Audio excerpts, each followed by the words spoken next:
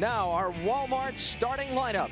For tonight's Chevy Monte Carlo 400, Jeff Gordon on the pole at Richmond for the 4th time with Rusty Wallace, a 6-time winner here alongside. Row 2, it's Sterling Marlin equaling his best ever Richmond start, and Jeff Burton, the 98 winner of this race. Row 3, Ward Burton and Bobby Labonte. Ward, last week's winner, one of the $1 million eligible drivers. Labonte is 2. They'll come from row 3. It's Casey Atwood and Dale Earnhardt Jr. in row 4. Earnhardt Jr. won last season here in the spring race. Inside of row 5, Ricky Rudd from nearby Chesapeake. Ron Hornaday from California on the outside. Inside of row 6, Joe Nemechek from down in Florida. Todd Bodine from New York on the outside. In row 7, Stacy Compton, another Virginia boy, and Dave Blaney. In row 8, Ricky Craven and Dale Jarrett. In row 9, the 36 car Kenny Schrader and Jeff Green, the fastest car in Happy Hour. Row 10, Mark Martin on the inside, John Andretti on the outside. Couple of Richard Childress Racing entries in row 11, Mike Skinner and Kevin Harvick. Harvick finished 17th here in May in his first Winston Cup try. Row 12, Bobby Hamilton and Robert Presley. Remember Presley with that hard crash last week. He says he's good to go tonight. Row 13, Jimmy Spencer and Terry Labonte. Spencer won the Busch race last night. Labonte, a 3-time Winston Cup winner here. Johnny Benson and Kenny Wallace go in row 14. Wallace subbing for Steve Park, who's out for at least the next 4 to 6 weeks with injury. Mike Wallace and Jeremy Mayfield in row 15. 16th row, Buckshot Jones and Elliott Sadler. Elliott quick and Happy Hour. He's one of the $1 million eligible drivers. Tony Stewart going to be in row 17. A lot of folks think he's going to be at the front by the time we get to the lap 100 mark. Red boat out on the inside of 18. Kyle Petty on the outside of that row. 19, Bill Elliott and Matt Kenseth. Elliott almost crashed in qualifying. Puts him back in provisional land. In row 20 on the inside, Jerry Nadeau. Kurt Busch on the outside, who did crash in practice. In row 21 on the inside, Michael Waltrip, Jason Leffler. And the backup car on the outside, and starting 43rd will be Kevin LePage. Drivers who failed to qualify for tonight's race. Hermie Sadler had a local Richmond-based sponsor, the Virginia State Lottery it was, in fact. Big pressure on him, wasn't able to get it in the show. Andy Houston, Hut Strickland driving for a hometown team owner. Not able to be in the race tonight. Storylines will follow through our coverage of the race. What kind of short track wildness are we going to have tonight? And you're right, 400 laps of bumping and banging. We'll see that tonight. Staying on the lead lap. We usually get one stretch in this race where they go under the green flag a lot, and you got to be on the lead lap to have a chance at a good finish. Yeah, you don't want to go a lap down early here. That's going to really hurt your chances, and pit stops are really, really important too. 5 drivers, 5 fans eligible for $1 million if one of those 5 drivers can win the race. Set to go, 100,000 on their feet at Richmond, and we're racing in the Chevy Monte Carlo 400.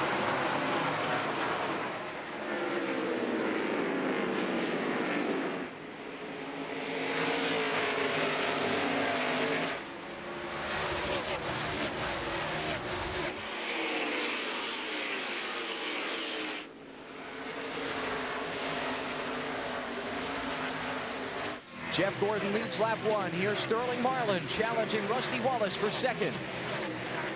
And to no one's surprise, that low groove is working the best right now. We will see this groove, the fastest point of the racetrack, move up in the corners as the night progresses. Marlin 2nd, Wallace 3rd, Jeff Burton 4th, Ward Burton 5th, Casey Atwood takes 6th from Bobby Labonte, and we reach lap 3.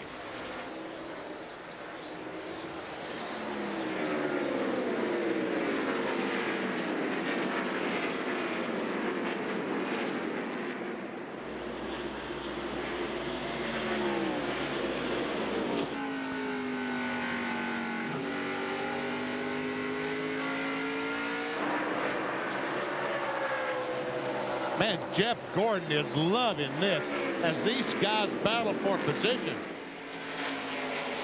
He's just driving away from him.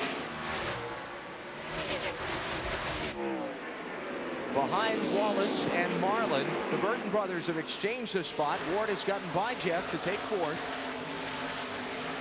Jeff is 5th. Casey Atwood and Ron Hornaday racing for 6th, but still 2nd place is the hot spot.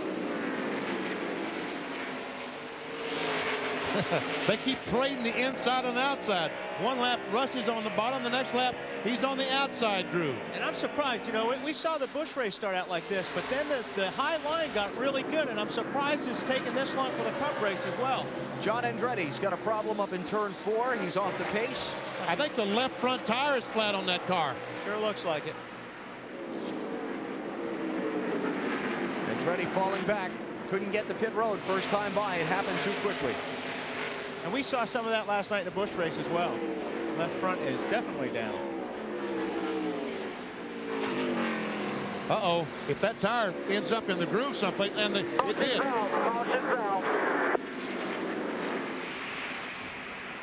Now the question is if he had contact with somebody to cut that tire down. Let's find out. Jimmy Spencer on the inside and John Andretti, and there it is right there. Well, I don't know. It may have went down at that time. Car looks clean. Spencer was clearly up inside of him, though, going into the corner and had position. So under caution early here at Richmond, just 7 laps in. At the Richmond International Raceway, NASCAR on TNT, bringing you the Chevrolet Monte Carlo 400 with the Looney Tunes. At early caution, just 7 laps in, John Andretti with a left front tire that went flat after contact with Jimmy Spencer, and the casing from the tire came to rest in the line in turn 3, necessitating a caution. Dave Burns. Alan, this is what came off the left front of John Andretti, and the Goodyear guys just told me there's not enough here for us to determine what exactly happened with that tire. It's gone. Well, if you look on the door of the 43 on the left side, he's got a tire mark there. So he more than likely cut that tire. Whatever contact he had with whoever probably put that tire down.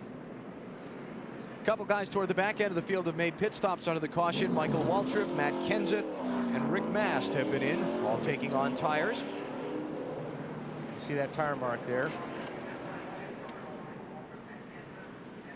And we still work the caution flag here. We run enough laps, Wally, for these guys to get a really good feel. Well, we'll get back to that in a minute. Why don't we take advantage of the caution to get another commercial in. Back for the restart in a minute on TNT. Back at Richmond, pace car hits pit road, and we're set to go back racing. You ready, and green, green, green.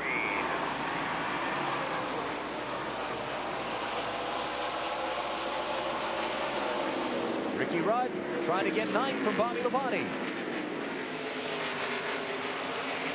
looks like that's going to happen as they exit turn 2.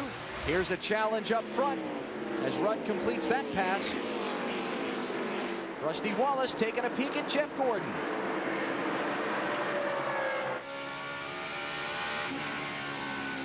Bill Weber. Well, Alan, watch Rusty go, but the question is, can Rusty slow down? He says the brake pedal is very soft. He has a lot more movement in that pedal than he's used to or that he would like. Under caution, he said it would be okay, but it's a bit of a concern right now as he falls back into second place. How about Ron Hornaday, the 14 car?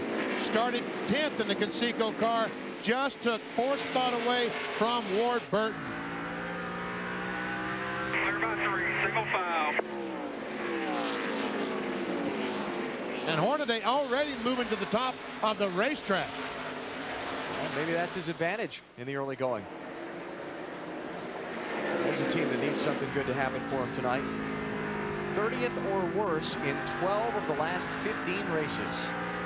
This is on board the Conseco Pontiac. And I really fear for these bumper cameras. Well, he talks about these things like he's carrying the note on him or something. Oh, battle for the lead. Rusty drives on the inside of Jeff Gordon.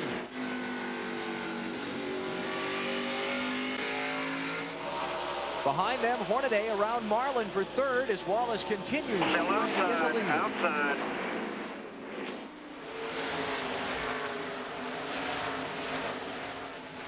The Richmond Master to the front.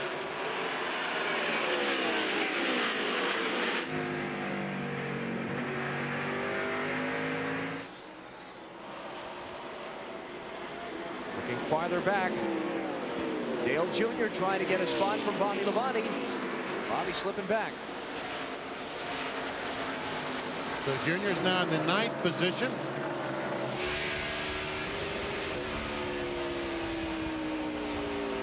Remember that Dale Jr., one of the 5 drivers eligible for that $1 million bonus from the series sponsor Winston if he can win the race tonight. Michael Waltrip, Ward Burton, Elliott Sadler, and Bobby Labonte are the other drivers.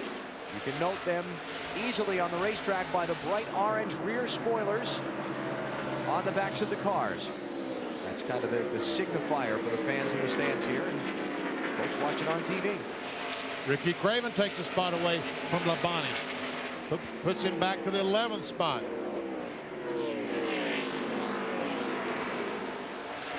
Stacy Compton next up in line behind Bobby to try and take a position away.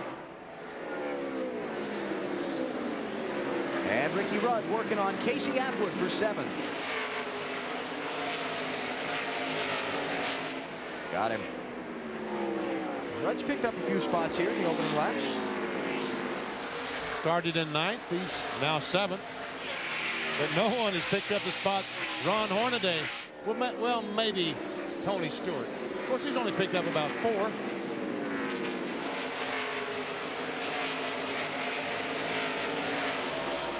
So I started to ask you when we were under the caution and we went to the commercial break so we could be back to the restart. Have we run enough laps yet for these guys to have a feel for the track conditions? Remember, they practiced yesterday a couple of hours earlier in the day than they're getting to run now. Then we had the Busch Series race last night. How about it? Yeah, I think so. And I think you saw 5 or 6 cars come in and make that early pit stop to make adjustments. And they were really, really bad. Now, the rest of the guys are probably still saying, I'm not quite sure yet. I need to get some more laps on my tires. I think Matt Kenseth stopped and changed a rear spring or a spring rubber in the right rear. Oh, and Jeremy Mayfield just about loses it off turn 4. Big water cars behind him. He saves it. Tony Stewart gets by him.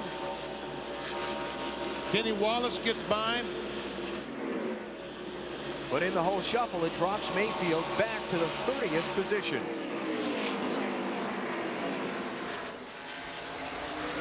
Though he's still got a race car with all the fenders on it at this point.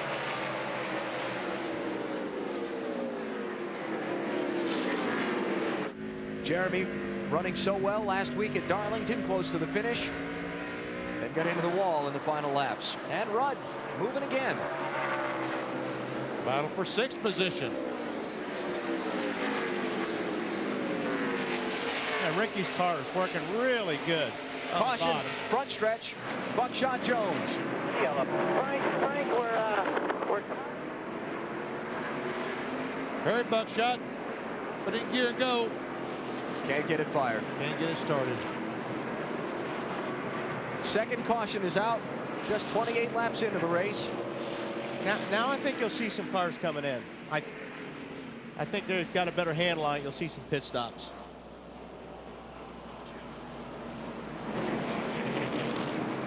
Well, we're going. Wow. Got some raw fuel in that pipe there, BP. Yes, it does. As he was spinning around, if it'll start, all that flame will go away. Finally, it did start. One thing, had to start, is going to burn up. Yeah, catch the grass on fire or something there. All right, let's see. Lead cars, just Jeff Burton is coming in.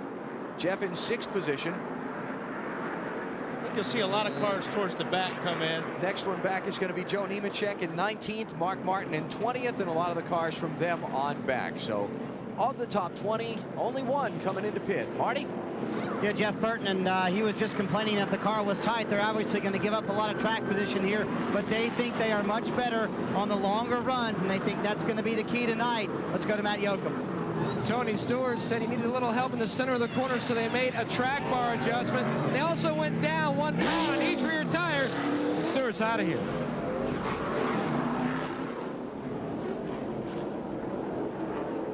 Dale Jarrett in.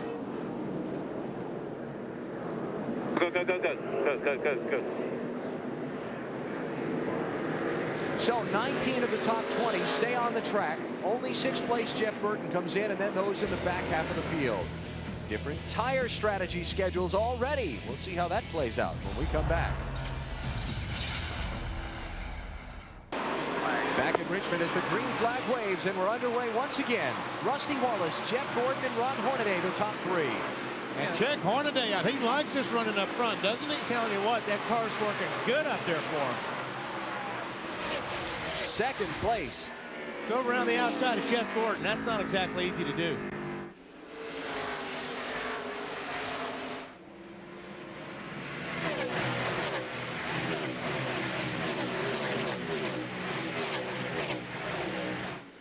All right, Rusty, look in your rear view mirror. Your biggest nightmare is there. Ron Hornaday.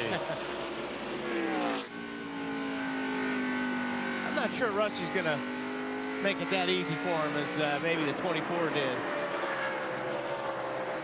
As a matter of fact, Jeff Gordon about to lose another spot to Sterling Marlin, a 40 car.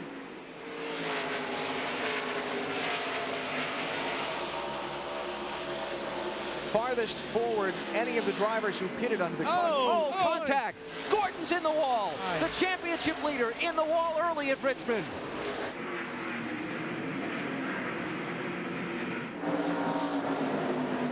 Back corner.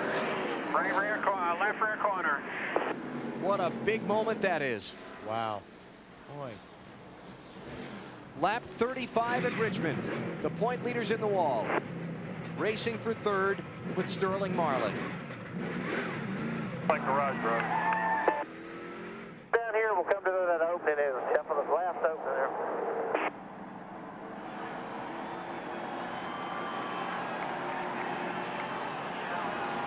Heavy damage. Look at that. Plenty of room. Okay, guys, just remember our drills. Let's get it fixed and get all we can out of this thing. You hear Jeff said that I gave him plenty of room. He was referring to giving Sterling a lot of room when he went down in the corner. So let's stay here with all the safety equipment and find out. We might need to move first. Let's go take a look at what happened. That's a 40 car. Sterling Marlin to go in the corner. And right there, just as he entered the corner. We talked about it last night. It doesn't take much. You're in turn all the time here. If you just touch somebody, he's going around. Yeah, Marlin. The relationship between Marlin's left side tires and that yellow line at the bottom of the racetrack is what you judge by. Right. Sterling's up off the bottom. There was a lot of room down at the bottom of the racetrack for sure.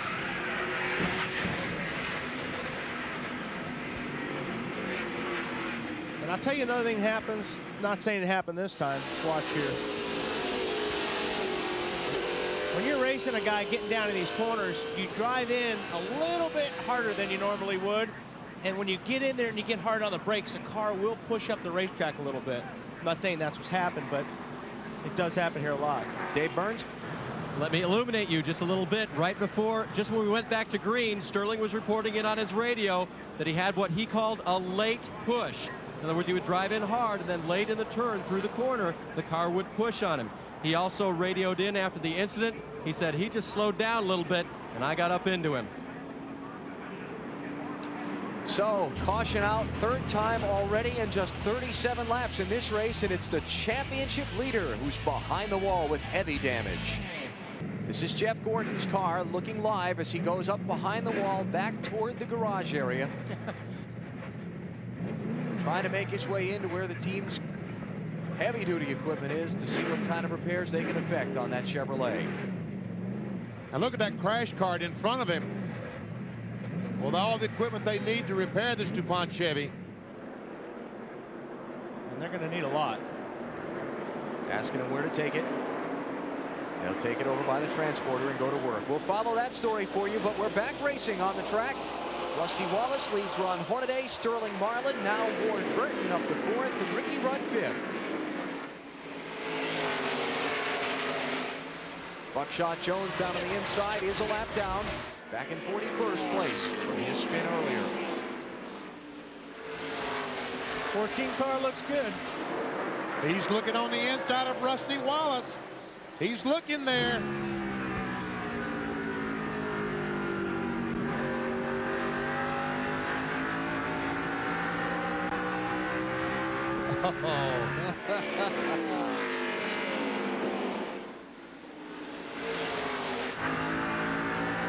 And again, down low. He's determined to get out front.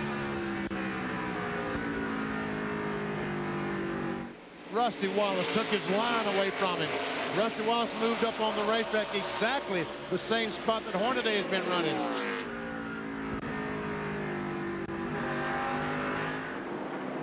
Here's Ricky Rudd trying to get another spot.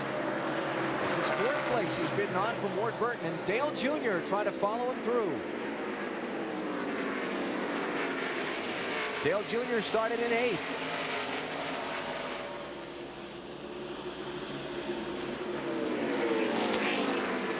Junior up to 6 now, around Casey Atwood.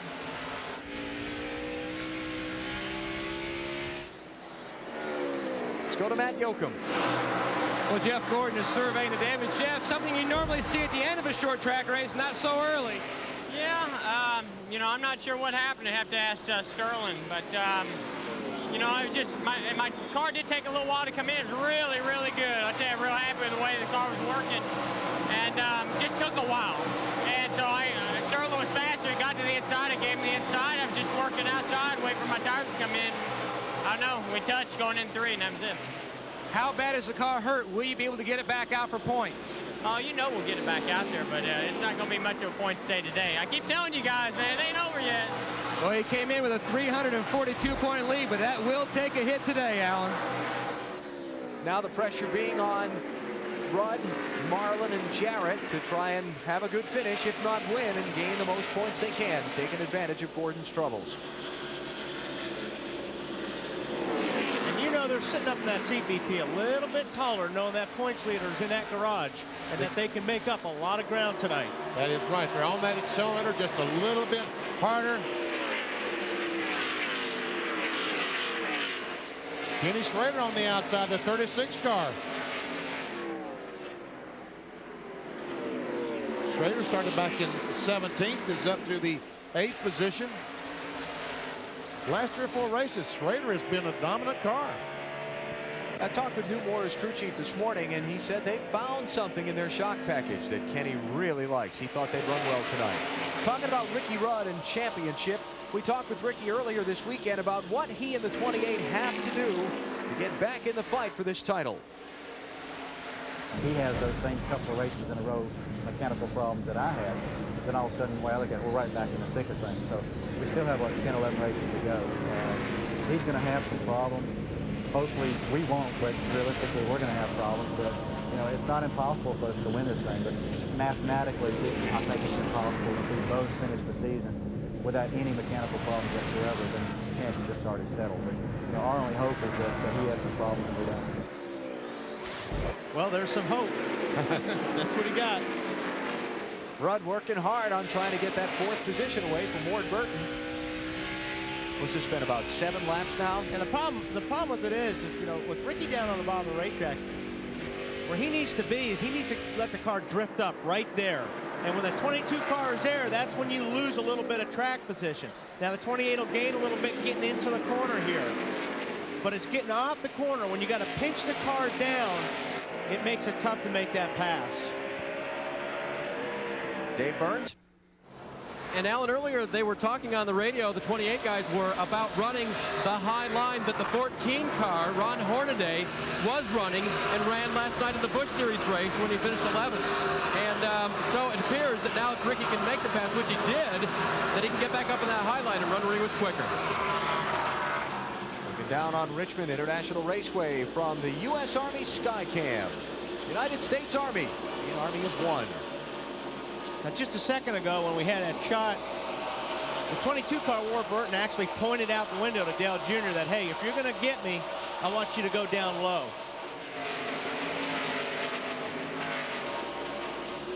As we watch this battle for the 4th position, Rusty Wallace has pulled away from Hornaday by about a second. So the lead is settled down. Wallace, Hornaday, and Marlin. Then we go back to this race for 4th on down. He did. He obliged. Ward told him to go low.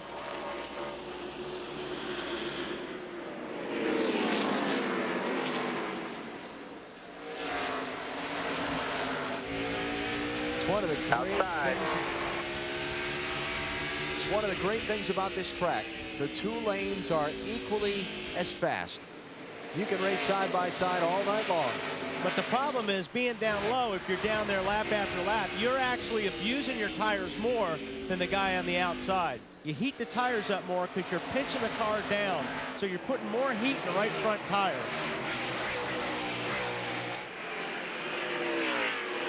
Well, Ward defends for now. Hangs on to the 5th position over Dale Earnhardt Jr., but it's Rusty Wallace who's out in front here at Richmond.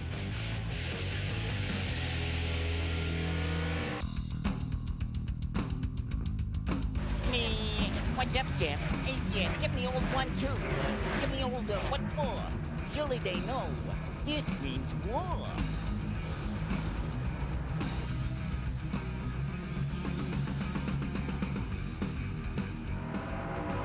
Drivers carrying the Looney Tunes characters tonight, and where they stand in the race.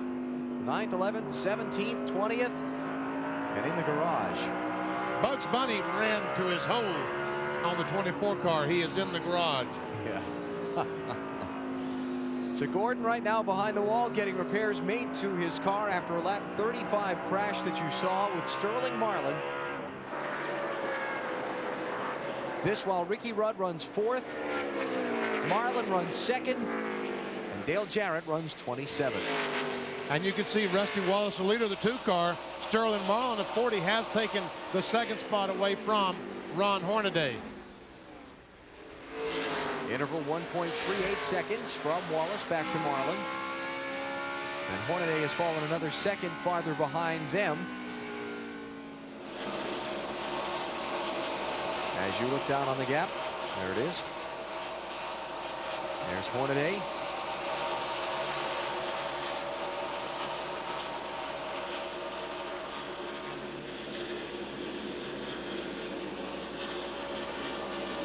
Rusty Wallace, the unquestioned master of this Richmond track since it was rebuilt in its 3/4 mile form. He has just been outstanding and dominating here. He leads every statistical category at this racetrack since it was done in the 3/4 mile layover. Most wins, most top 5s, most top 10s, most races led, most laps led. Do you know, Benny, that since they redid this racetrack in its current form, Rusty Wallace has led 24% of every lap raced here? 24% of every all the laps that have been run. Since the track was made into this shape.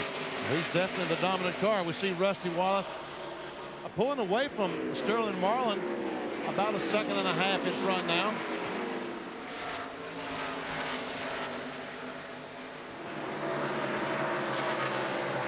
Kevin Harvick, Ken Schrader, Bobby Labonte. This is for 10th, 11th, and 12th.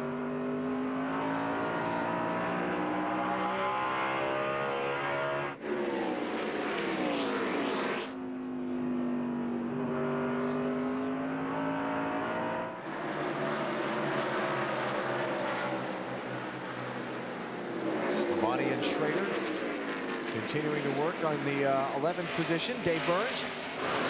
Yeah, he's moving back just a little bit, Alan. I checked with his pit, and they said he was okay. And right about that time, he radioed in and said that he was a little tight. And so they're going to try to make some changes when they pit the first time.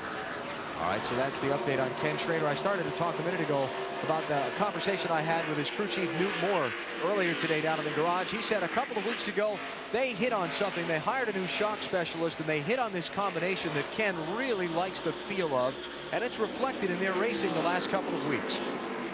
Well, it makes a big difference. I mean, the shock package gives you a lot of feel in the racetrack, and what you're looking for, a driver's looking for when you look for the feel, is grip.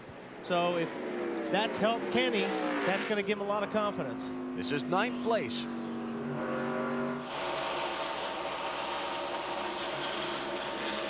And we see Harvick has taken that spot away from Jeff Green. That is Jeff Green, the AOL car, the 30. And in happy hour, he was just clearly faster than all the other cars, talking about Jeff Green. Now, here's the first of the cars that pitted under that last caution, moving back through the field. The 99 of Jeff Burton. He restarted in 25th place. He's trying to take 14th from Ricky Craven.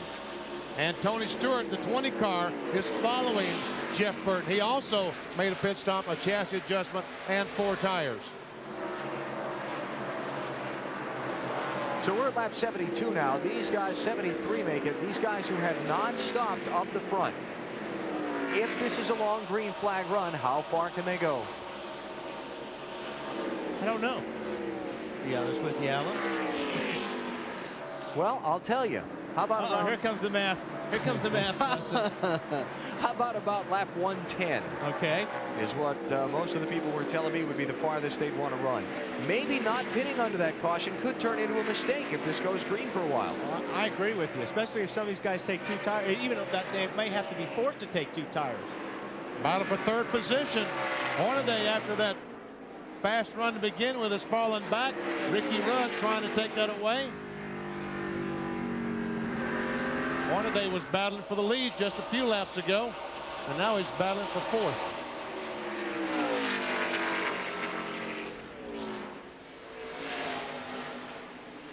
Matt Yoakum.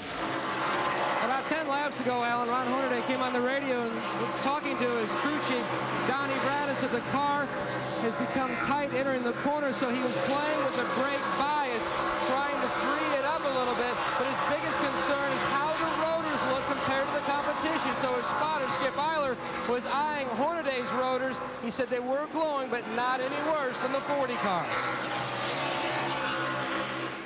You know, another problem you've got to be careful here is not running your brakes too hard at the start of the race. Because what happens is you'll glaze the brakes over. And what that is, you get the brakes so hot right off the bat, it actually leaves a film over the rotor. And it hurts the braking of that, and that never comes back. So you got to be, I think that happened to Jimmy Spencer earlier this year. The first race here, exactly the same thing. What happens is the brake pads get so hot that the material sticks to the rotor. Right. And then all of a sudden, they just won't stop. You hit the brakes, you've got a good pedal, but the car will not slow down the way it has been slowing down. Burton and Stewart continuing to march through the field on the fresher tires, taking 13th away from Johnny Benson. Marty? Well, I'd say the pit stop earlier has really paid off for Jeff Burton, guys. As we've mentioned, he restarted 25th. He is now up to the 13th position. He was a little bit loose and a little bit tight on that last run. They came in, they fixed that. Now he's just a little bit loose off. And the scary part is his car's just now starting to come in. They are terrible on new tires, but absolutely terrific on these old tires. And that's where you want to be terrific. You want to be terrific longer down in the run. That's going to make a big difference towards the end of the race. Now working on Ken Schrader for 12th. You see Bobby Labonte just in front of them. He's the 11th place driver. And we're 80 laps in. Rusty Wallace, the leader, has caught the tail end of the field. Lap traffic ahead here in Richmond. Log on now to NASCAR.com and check out the Conseco NASCAR Fantasy Challenge. Pick your own team of drivers and see how you match up against other fantasy teams. Log in today, and you might just win a replica of the number 14 Conseco Winston Cup Pontiac. That replica would be running in 5th place right now. Ron Hornaday having a solid night. There's your leader, Rusty Wallace. And there's your 2nd place car. Sterling Marlin has caught Rusty Wallace. I don't know if Sterling right now is a little bit faster, or Rusty, in trying to work his way through lap traffic, has slowed Rusty down.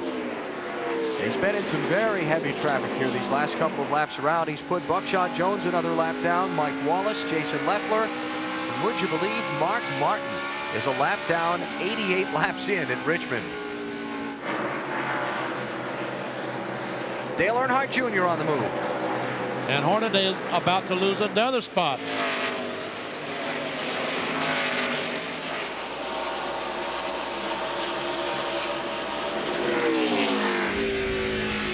So Junior to 5th, Hornaday back to 6th.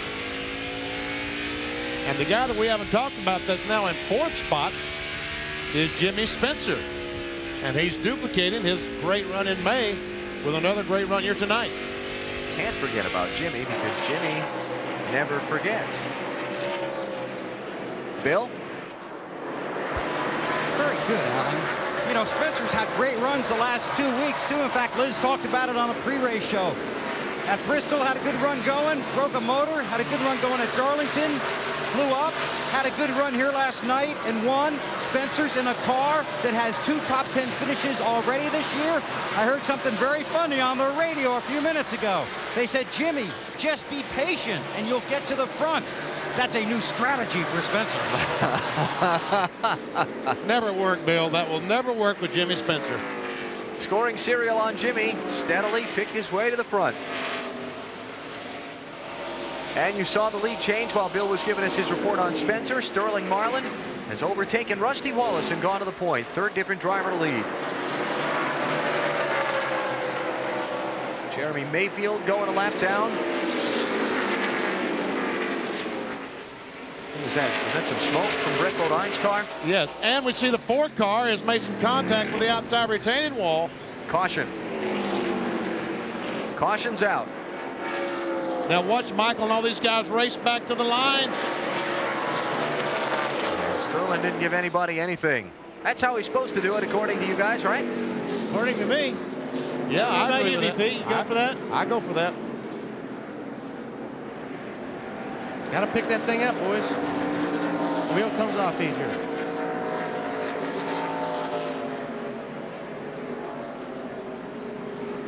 He's hit it pretty good, whatever it is that caused it. Let's take a look. On the very right side of the screen, right front tire goes flat just as he comes off the corner. You're right, BP. You can see the car drop down on the right front, right at that point. Leaders are on pit road. Under the caution flag, Matt. Ron Hornaday complaining about his car was tight and getting tighter. They're going to make an air pressure adjustment in the left rear tire on this 4-tire stop to Bill. 4 tires for Rusty Wallace, down a pound on all tires except the right front. Joe Nemechek has a problem right next to him. Rusty's getting his tires. He's on his way to Dane. The leader is in. 4 tires problems now on the left rear. He shoves it in reverse so he can get around. And now they got big problems. Back it up and put it in gear, Sterling said. And now they're trying to figure out what is wrong with the car. He may have broken it when it came down, letting the clutch out and going for the gas. But they're still trying to figure it out. He wanted no adjustments. The car was perfect, he said. And unfortunately, now he's going to need a big adjustment. Man, throw a jacks down under that car. Well, I was just thinking the same thing, BP. There you go. Thank you. Transmission stuck when he put it in reverse. Well, he's got it reversed and he can't get it out of it. It will not. The shifter is jammed and he cannot get it out of reverse. Is what I'm assuming has happened. Oh man. You know, one thing I noticed on the 14 car, when they pulled them front tires off, there's a lot of brake dust that came out of there, BP. So that could be a little bit of problem why that 14 is so tight. And it could be what happened to the 4 car, because these brakes on these cars get so hot that they will actually melt the bead where the tire mounts on the rim. That's the closest point to the brake rotor. It will melt that tire, and the tire will go flat. Ricky Rudd wins the race off pit road, followed by Rusty Wallace. Then Dale Earnhardt Jr. is out 3rd. Jimmy Spencer 4th. Kevin Harvick, then Ward Burton, Ron Hornaday, Jeff Burton, Jeff Green, and Tony Stewart. And all those guys that were leaders saved by the caution flag. They were going to have to make a pit stop under green. Tony Glover, the guy in the white shirt there, the team manager, cannot believe what happened to him. Now that's the guy in first in points, second in points, correct? Is Third. Sterling a second, third points? Sterling's 3rd. That have had trouble tonight. Happy days for Ricky Rudd. Yeah. Although he may be sweating bullets right now. Yeah. He may think he's next. You weren't superstitious like that, were you? Oh, no. Yeah. Wow. What's the wow about? A lot of sideways starts there, like they had cold tires or there were dirt on the tires. 12 car got sideways, 2 car got sideways.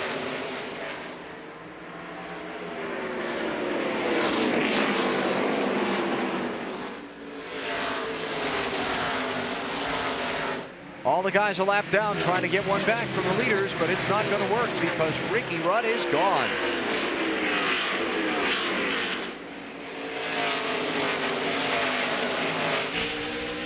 All right, let's get some updates from pit road now that we're back racing. Marty?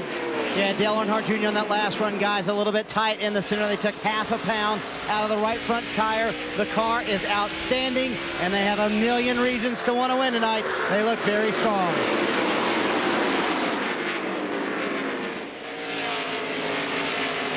Dale Jr. running in third.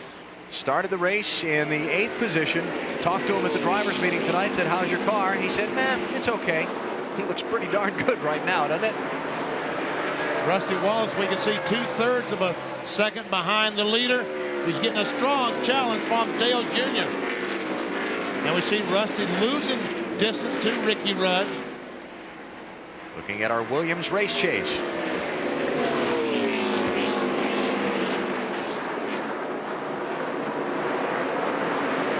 You can see that these guys are just losing ever so slightly to Ricky Rudd.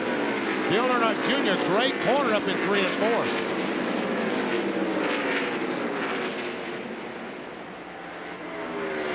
Here he comes.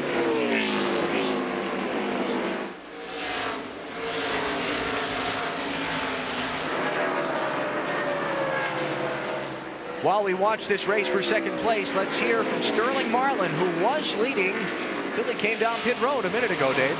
That's right, and he put the car in gear that only had reverse. Is it all transmission related, Sterling? Yeah, I think it is. I got in a little too hot on the pit and got a little too far forward, and Schrader stopped short, blocked me in, and put it in reverse to back up like we've done 100 times before, and it tripped something. So we hate it. Coors Light car is really fast and had a good car. He had a really good car. He's had a good car for the past few weeks, guys. He's moved from 6th to 3rd in points, and in that time, he completed every lap, all 2,046. Mike Wallace got some problems.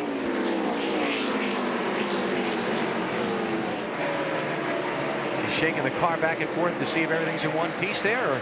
Yeah, he may have thought he's got a tire going down, so he's probably turning the wheel back and forth to see if they're all up on air. Mike back in 35th place, 1 lap down to the race leader. Got overtaken just before that last caution came out. Battle still rages between Rusty Wallace and Dale Earnhardt Jr. And like I said earlier, you know, getting in the corner, I think it's the preferred line is being on the bottom. But getting off the corner, you want to be up high. That's why you see one have a little bit of advantage right now getting in. Then Rusty will pull back up, getting up off the corner. Tight.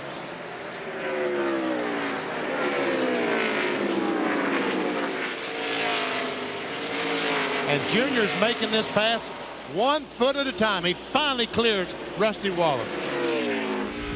So Dale Jr. to 2nd, Rusty Wallace back to 3rd. They're behind leader Ricky Rudd. Well, the 5th different driver to spend time out in front of the Chevy Monte Carlo 400. We are under caution at Richmond. Elliott Sadler's got some problems. And that's not the reason for the caution flag. His earlier spin is the reason for the caution flag. He's trying to keep up with the field with a flat right rear tire. Here's the earlier one. Ouch. And I'm not too sure that the right rear tire wasn't flat that caused that spin. I don't think so, BP. I watched that right rear tire, and it was up until he hit the wall. So he got the first one. Now he's trying to keep up with the field and come back around to the caution flag. And it peels off the wheel. And when that steel wheel goes down and meets the racetrack, not a lot of traction there. The bright orange spoiler, that was one of the cars eligible for the $1 million bonus if he could win the race. The fan who was paired with Elliott was Sharon Bauer of Peoria. Sharon, sorry. She's still having a good time. They're waving goodbye to that $1 million. Yeah, that's too bad. This team was so determined to try and make a good effort here tonight. They built a brand new car for the race. We're going to test it at a 3/4 mile track in Lakeland, Florida. It was raining there, so instead they diverted to another 3/4 mile track in Memphis, Tennessee. All just to try and get this thing ready to have a shot at that $1 million tonight. None of the leaders have pitted under this caution. A break here. Back for the restart in a minute on TNT.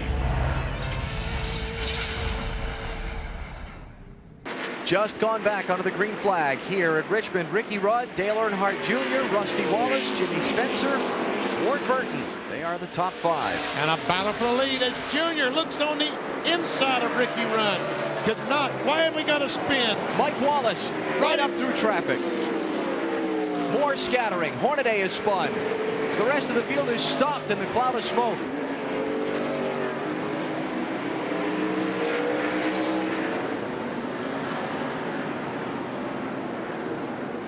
And when the smoke clears, how many will have been involved?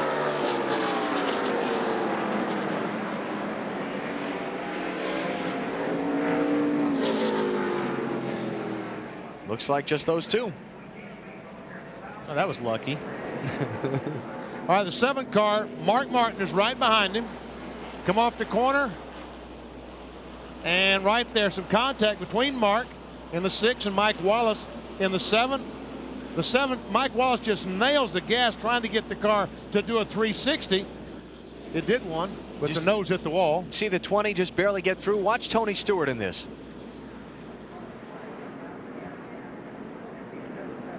Look at that. I mean, that's exactly what the drivers are seeing. Yeah, you're right. You cannot see a thing, and your spotter is trying to tell you which way to go, but he can't see any better than what you can see. Keep an eye on that orange 20 car. Well, you won't see him in the cloud of smoke either. Mike Wallace, he's coming right up on the wall. See him there? And Wallace goes right down and clears in front of him. And a deal like that, you're as worried about getting hit than you are hitting somebody.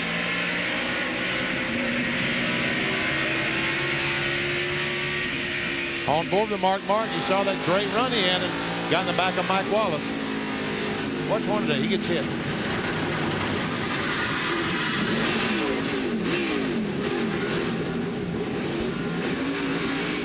Yep. Damage to the back, definitely. Somebody got into the back of him.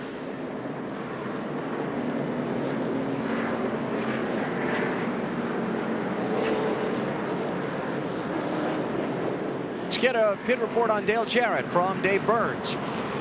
Yeah, Alan, he's been battling a loose condition, and they made another track bar adjustment and changed 4 tires under this caution. Remember, they were off sequence just a little bit with the rest of the guys from before, but DJ's still not happy with the car. Well, running back in 28th spot, I'd say not. That's right. I think right now anybody from 6th place on back is not happy with their car. Well, maybe because Jeff Burton is 6th. Matt Yoakum? Well, Benny, after that lap 35 incident with Jeff Gordon, which sent the 24 car back here to the garage, the Rainbow Warriors have worked on this point-leading machine. He's getting ready to back his car out. Tony Gibson, the car chief, and Robbie Loomis and the guys have put on a new deck lid.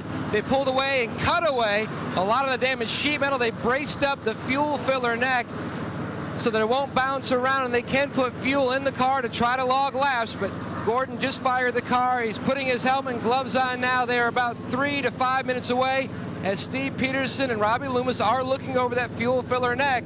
Loomis has braced that, but Peterson obviously is finding something wrong with that. They're discussing it right now, but Gordon is close to going back out.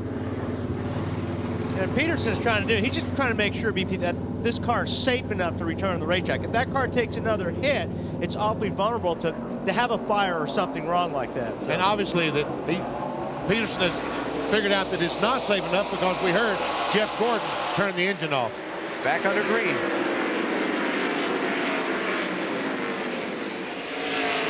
And just to finish up on the Gordon thing, another thing another issue that complicates items for a team trying to repair their car is this policy NASCAR took on, what, about a year ago, that you get one chance to bring a damaged car back out of the garage and get it up to speed on the racetrack. If it's not up to speed when it comes back out the first time, you're done for the night. You don't get another chance. So before you bring that car out, you better make sure everything's strapped down tight and it's going to go. And I think that's a good policy, you know, because guys are going to take a little bit more time getting it fixed than they would have just hurry up and tape it up, bell and wire it up, and send it out there and then be in the way, or maybe even perhaps dangerous. Dale Earnhardt Jr. tried to chase Ricky Rudd and fend off Rusty Wallace at the same time. Let's get a note from his pit from Marty. Yeah, so far no worries for Dale Earnhardt Jr. This is a brand new car called Step Daddy. Not Step Daddy, but Step Daddy. That's what they like to say. And it's painted red inside. Normally that would be gray, and that's in honor of Dale Jr.'s favorite Busch Series car called Stepchild and Stepmom. Those cars got 11 wins for Dale Earnhardt Jr., including 3 in a row here for DEI in the NASCAR Busch Series. Now they're hoping that the red inside the car fires them up and reminds them of days of old. So far, the car outstanding for Dale Earnhardt Jr.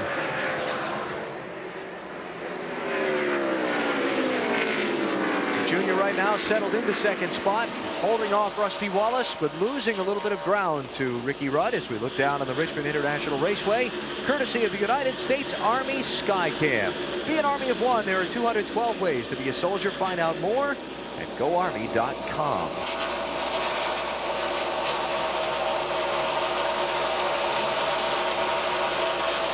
Whoa, Rusty really had a run at Junior there in the middle of the corner. I'm really impressed with Junior. Watching the rotors on the 8 car, he really doesn't seem to be using a lot of brakes to be able to run in the second spot. And really, if your car's working good here at Richmond, you shouldn't have to use a lot of brake. If the car gets in good and has a lot of grip and it'll roll through the center, you really use less brake. The guys that are using a lot of brake right now, their car's not handling very well because they're trying to use the brake to set the car. Ricky Rudd, Dale Jr., Rusty Wallace, Jimmy Spencer, Ward Burton. There are your top 5 here in Richmond. The Chevy Monte Carlo 400 with the Looney Tunes on TNT is brought to you by Team Monte Carlo. The cars more champions depend on. Chevy will be there. And by Budweiser with the crisp, clean, refreshing taste you'll find in no other beer. This Bud's for you. 133 laps in to the Chevy Monte Carlo 400 with the Looney Tunes. Ricky Rudd is the 5th different driver to be out in front of this one. Jeff Gordon, Rusty Wallace, Sterling Marlin, Brett Bodine for a lap during pit stops. And then Rudd have been the drivers who have paced it. Big stories in this one so far. Gordon getting tapped by Marlin at lap number 29. Excuse me, at lap 35 while racing for 3rd position. Gordon behind the wall getting repairs made to his car. And then Marlin on a pit stop at lap 94 from the lead, breaking the transmission on his car. And he's behind the wall. That's 1st and 3rd in the championship who are in the garage right now.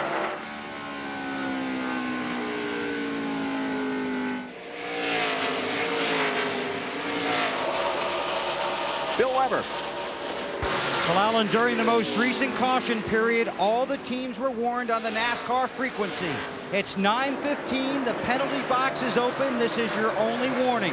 We had NASCAR Director of Operations Kevin Triplett on the pre-race show talking about the on-track incidents last night and the last couple of weeks in the Busch Series.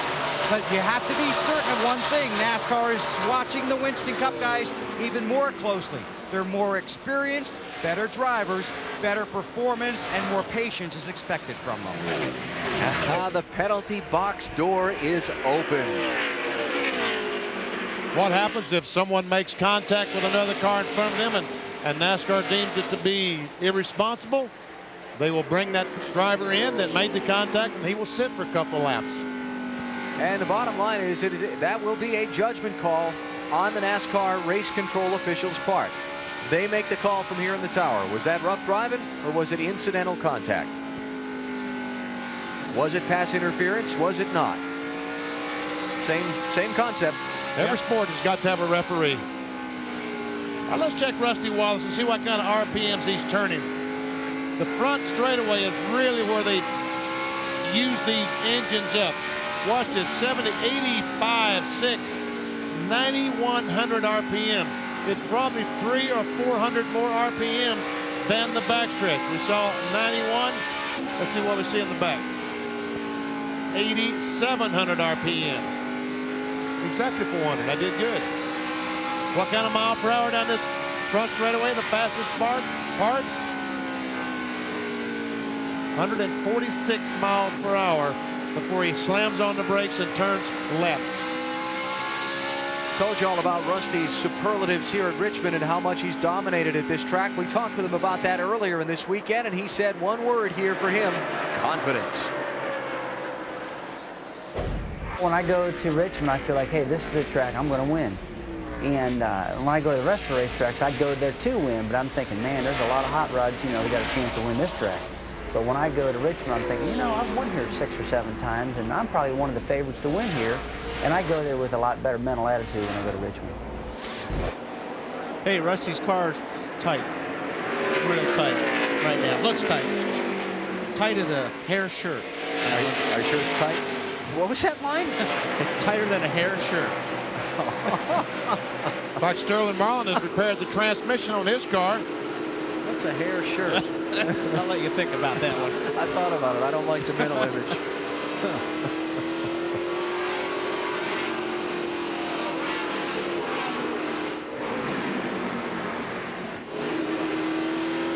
Not getting up to speed very quick, is he? No,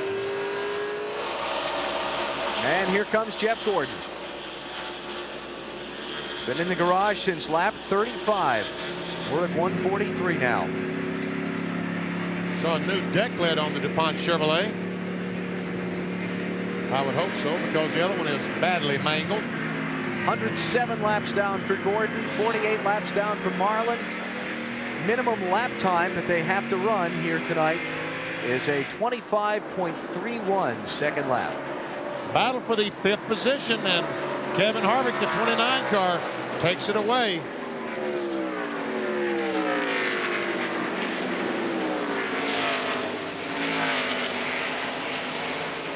Brett Bodine's car has just been reported out of the race due to overheating.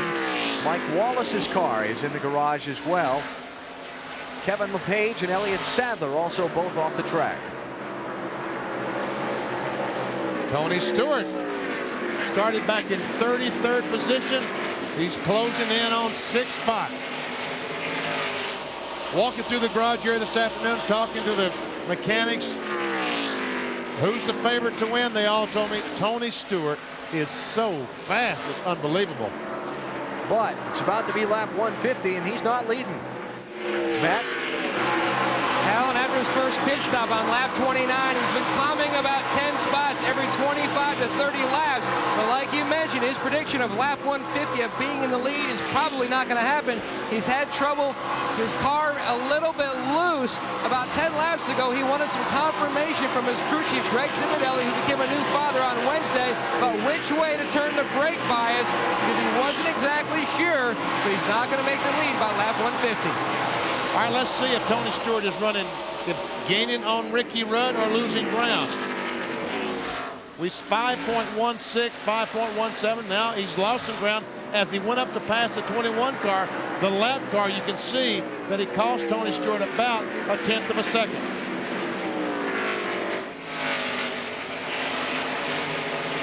.27, right along with him. We'll see, just increased the distance by about 2/10. Tony's back where he started.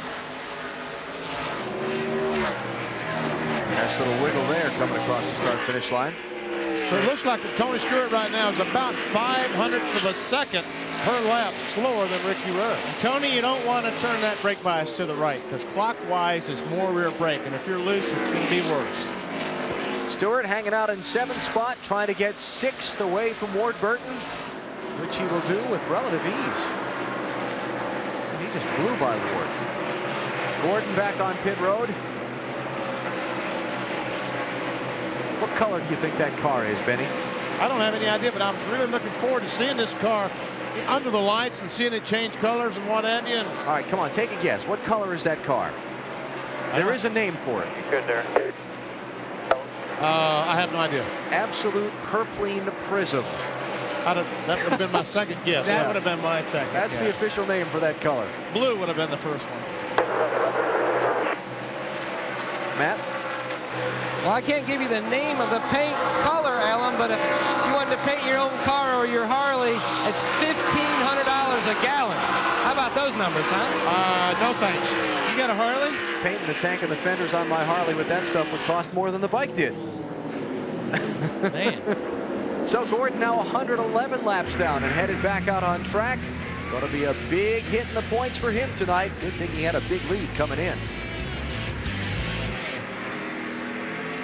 Here's a look at our Wendy's race menu as we continue our coverage of the race for the championship. Next weekend, it goes back to NBC, Loudon, New Hampshire. Second visit of the season of the Magic Mile. Then it's on to Dover and the Monster Mile. A brand new track in Kansas City and Charlotte for 500 miles. All that upcoming on TNT and NBC, the race for the championship. Going to be a little more interesting race after tonight, provided that man can run to the finish after Jeff Gordon had his early problems with Sterling Marlin.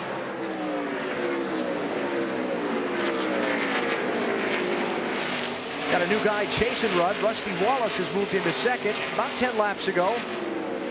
And Dale Jr. has fallen back to the 4th position. But I'm sure that Ricky Rudd's crew is telling him they've got a new player in this deal. The guy in 6th spot right now, Tony Stewart. The last 2 or 3 laps, Tony Stewart has been faster than Ricky Rudd. Napa Field summary. Wallace, Rudd, Gordon, Marlin, Brett Bodine have been the 5 drivers who've led. Had a lot of cautions in the opening laps. Just a couple of cars officially out of the race. Mike Wallace from an accident and Brett Bodine from overheating. Kevin LePage is behind the wall. They're continuing to work on his car. Lead lap got 30 cars right now in the same circuit with the leader, and here comes Kevin Harvick. Well, he was till he had that little slide there. Marty? Well, Dale Earnhardt Jr., you guys were just talking about how well or how poorly his car actually is running right now. He is tied in the middle and really loose off. And what happens is when he's tied in the middle, when the car finally turns, it makes the car loose. So they have to fix the tied in the middle problem first before the loose off will help out. That's exactly right, Marty. What happens is when you're pulling the car down, you got those front tires turned, and when you get off the corner, finally those front tires get a grip, and it just swings the rear car around and makes it loose. We got trouble up in 2. Buckshot Jones, Ron Hornaday involved, and it looks like Matt Kenseth has gotten a piece of it. 7th caution.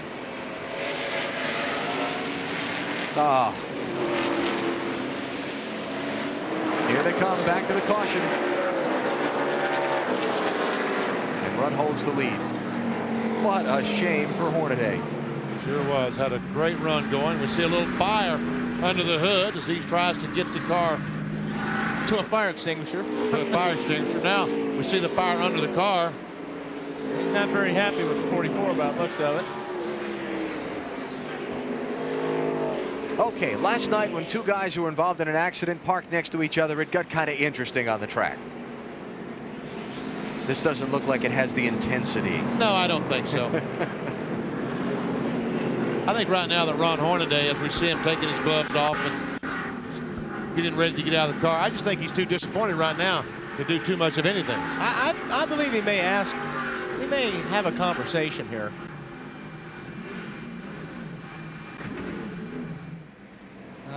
He didn't get the chance to have that conversation. Buckshot wisely drove off. He looked like he wanted to, though, yeah. didn't he? Ah, that's too bad.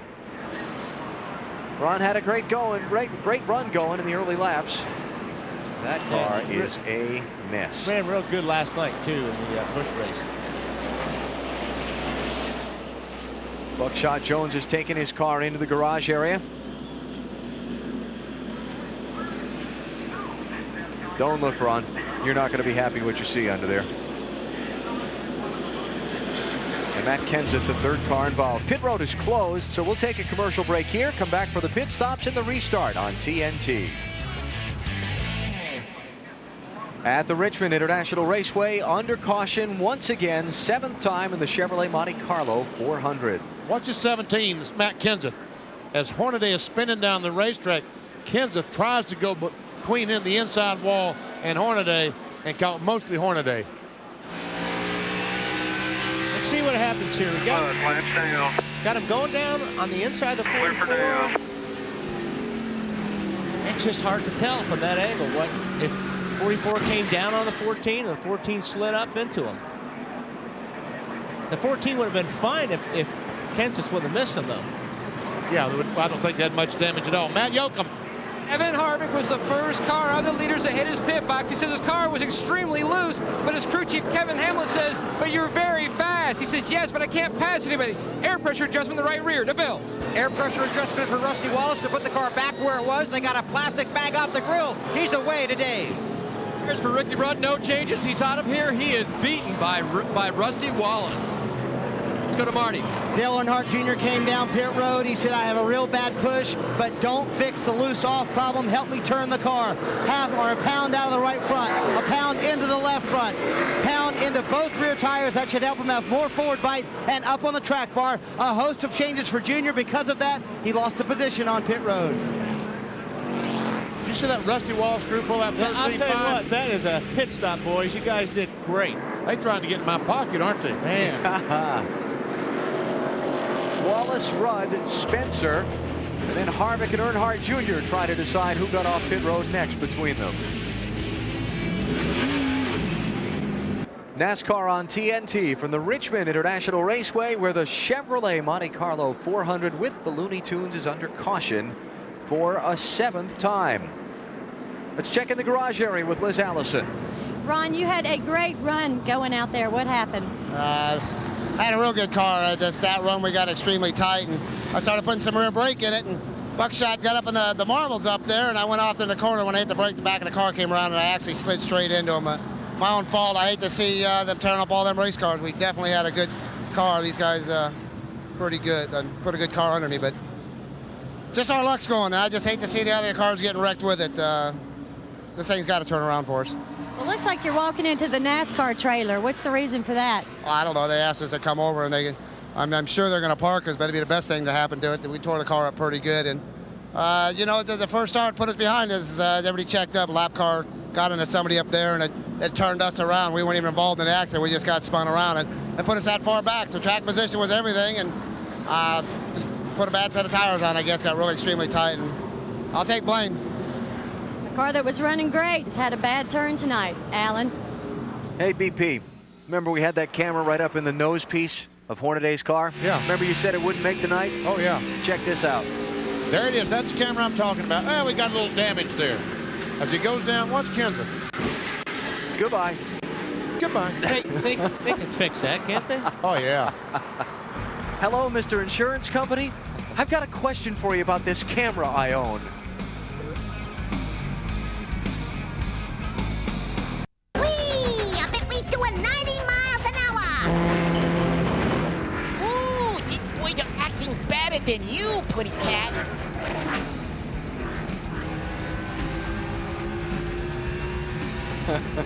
Join NASCAR as they celebrate the American family with Looney Tunes die-cast collectibles. Bugs, Taz, Marvin the Martian, and more of your favorite paint schemes are all available by logging on to NASCAR.com or enter America Online keyword NASCAR and select the store now. That's Sylvester and Tweety on the Kenny Wallace car tonight. Liz? I'm with Buckshot Jones, who's another guy back here in the garage area. Buckshot, you don't look very happy. What happened? I don't know. We didn't start off to have a good night. We thought we were going to be pretty good and just a little bit too off on the chassis. And, you know, got the car running where it was halfway decent there. And I don't know when we wanted to, and somebody got in the back of us and ended up in the wall. It looks like you're still working on it. You're going to try to get back out there? Yeah, without a doubt. I mean, we got to get as many points as we can. It's tore up pretty good, so we're going to get it the best we can and go back out there. Well, Alan, welcome to Richmond. Yeah, 6 cars in the garage. What's that, Wall? Oh, Buckshot needs a good run. I mean, he's having a terrible year, and I feel for him there. Still under caution, they're blowing the track off in Richmond. We are located just outside the city limits of Richmond, Virginia, in Henrico County to be specific, where the Richmond International Raceway tonight hosts the Chevy Monte Carlo 400. Here is our update on the Coca-Cola Racing family and where they stand. There they stand. How about Kyle Petty, up to 12th? Tell you, he has marched to the front quietly, but started 36th. Dale Jarrett, kind of a struggling night for DJ so far, 16th. John Andretti involved in an early spin. Here's our NASCAR Busch Series update. They ran an absolutely wild and crazy race here at Richmond last night. Guys spinning each other out, punches thrown. Through it all, Jimmy Spencer dominated and won the race. And that was just in the booth. Jeffrey Bodine, great run. Johnny Sauter, 5th place in his first time out for Richard Childress. And you see Kevin Harvick with a 274-point lead. Next race for the Busch Series is a week from Saturday at the Monster Mile in Dover, Delaware. Here's our Craftsman Truck Series update. Jack Sprague and Kevin Harvick traded the lead twice in the final laps Thursday here at Richmond. Sprague took the win. And we are back racing in the Winston Cup event here at Richmond with Rusty Wallace leading.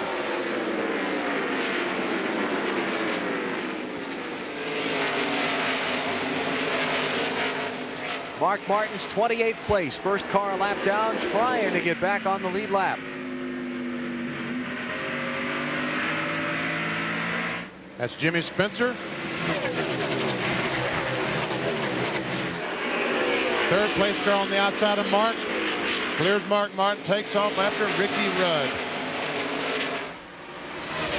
Wallace, Rudd, Spencer, Harvick, Earnhardt Jr., then Stewart, Ward Burton, Johnny Benson, Terry Labonte up to 9th. Battle for the lead. Here's Rudd on that left rear quarter of Rusty Wallace down in 1.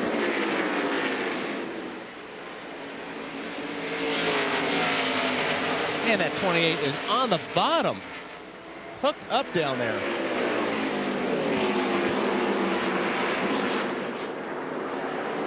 We can see that Rudd, it says 1/10 of a second behind. Now he's just 0.06 of a second.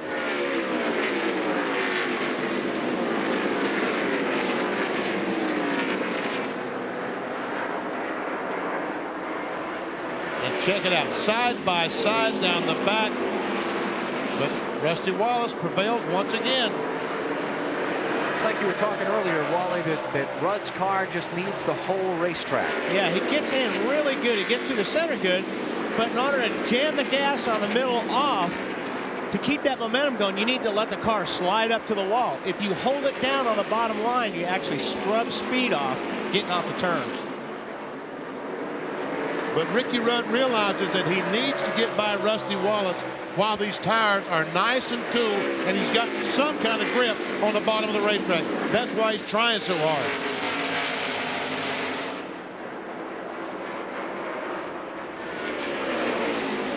Just can't get off of turn 2. Every time he looks like he has the nose out in front, they get to turn 2 and Rusty comes out ahead of him.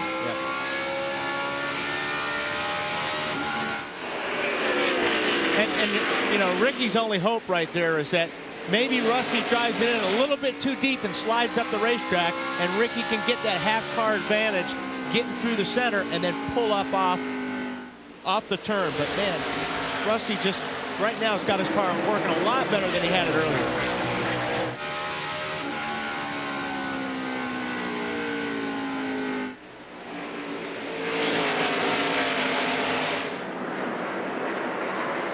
Kevin Harvick closing in on the back of Jimmy Spencer. Yeah, front 6 cars all right there together. Let's check speeds at the line.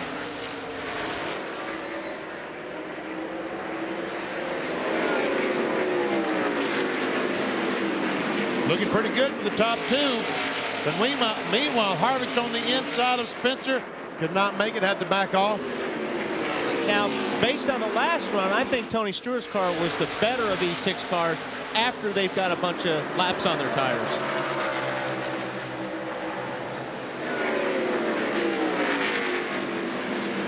Let's go through the field and check out where the front runners are and how their races are progressing. We start with Bill Weber. Well, another good night for Rusty Wallace at Richmond. He wasn't really happy when they made the air pressure change on the previous pit stop, so they put the tire pressure back. His car does not start off strong. You saw that in the battle with Rudd, but it does seem to get better longer. Rusty reminded Robin Pemberton, his crew chief, no air pressure changes late in the race. The car just will not respond. Rusty leads. Ricky Rudd is in second, Dave. And Bill, Ricky Rudd's trying to win his first race here since 1984. I just checked with Michael McSwain, his crew chief. No adjustments to the 28. They like the way the car is handling. They didn't even change any air pressure. Bill?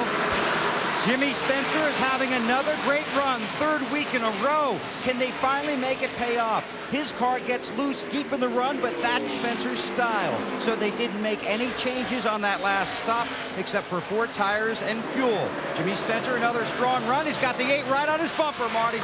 And that is Dale Earnhardt Jr., who is right on Jimmy Spencer's bumper. They made a whole host of changes on that last stop. They changed the air pressure in every tire. They also made a track bar adjustment, hoping to loosen him up just a little bit. Now, what Dale Jr. has done on the racetrack is he has found a line that he likes. It's not the lower groove, it's not the higher groove, it's about a half lane up, and he fights Jimmy Spencer going down the front stretch. He likes that half groove lane right in the middle. To Matt Yoakum.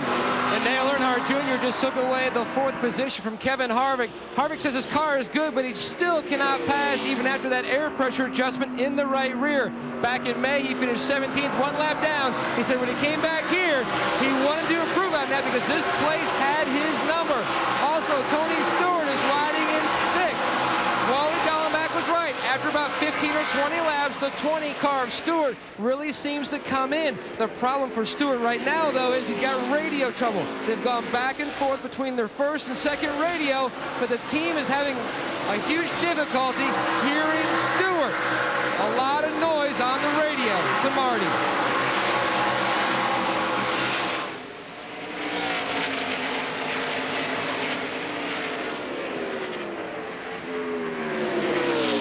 Get back to Marty in just a second. How about that wiggle for Dale Jr. off turn 4 last lap? Dale Jr.'s really loose. I'm just trying to see if he still has the same problem he had earlier, which was being tight first and making the car loose.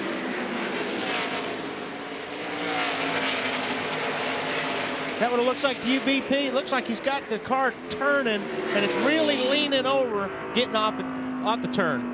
And like we kept talking about, when you get off the turn and those front tires catch hold of the racetrack and stop sliding, then the back end wants to jump out from under the car. He did a great job to save that thing. Let's go back, take another look at it. This is 2 laps ago now, off of turn 4.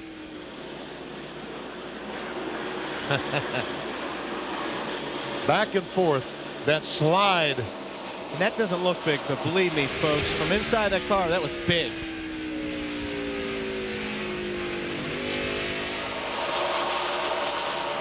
This is the race for 3rd. These guys, when we see these fellas try to make the pass, off 2 is where they really have the trouble. When they get on the inside, like Jimmy Spencer, here comes Junior on the inside of Spencer. Turn 2 is where he's going to really have his problem getting off that corner. This time Spencer backed off and let Junior go. So Junior 3rd, Spencer back to 4th, in front of Harvick 5th, and Stewart 6th. Ward Burton is your 7th place runner. Marty? And Ward was tight on that last run. Allen coming off the big win in the Southern 500, having a very solid performance. Right now, as you said, in 7th place. They took 2 rounds of wedge out of the left rear, trying to tighten up Ward Burton. The car that Ward is driving tonight is not the car that was supposed to be here. They built a brand new car to come to Richmond. They tested it Wednesday. Ward didn't like it. They brought their same old car back. Bill Weber. Johnny Benson, currently running 8th on the racetrack, had an eventful Friday, lost their primary car here in a wicked crash, but the team has worked hard to keep Benson in contention here at Richmond this weekend. Johnny said they've been the best car he feels in 1 and 2. Right now, they're just being patient as we cross the halfway mark in this race. 15.31 for Benson's crew and the Valvoline bunch on their last pit stop. So Johnny Benson trying to take a backup car to victory lane. Behind him on the racetrack in the running order is Terry Labonte. 10th 2 weeks ago at Bristol, 11th last week at Darlington. Maybe not big numbers, but they are, if you're Terry Labonte. A very frustrating season for the entire Kellogg's crew. But coming back tonight, also carrying one of the Looney Tune characters on board, trying to inspire the entire team with the antics of the Roadrunner. That's what Terry would like to be tonight and run away from everybody. The last time Terry Labonte had back-to-back top 10 finishes, Bristol and Texas in July of 2000. Marty? And his brother Bobby Labonte is running 11th on the track. Terry just passed him. Bobby has been loose everywhere all night long. He has a problem also with the brakes, just a little bit of a problem. When he goes and hits the brake into the corner, he feels a vibration in the front. It's nothing too significant, but still a little bit of concern for Bobby Labonte. Now, normally some teams might be able to help that out with a brake bias. We've talked about that a lot, a dial that the driver can turn to add more front brake or more rear brake. Bobby Labonte does not run one of those dials. He has not run one for about 2 years now, so he cannot fix that problem inside the race car and cannot help those vibrating brakes. To Matt Yoakum. Kyle Petty has climbed from 36 to 11th. I spoke with his crew chief, Chris Hussey. He said Kyle's not said anything on the radio about the car tonight. And usually when Kyle doesn't talk, that means the car is very good.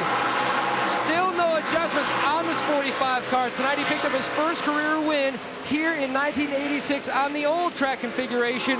He's never won a race in Winston Cup for Petty Enterprises.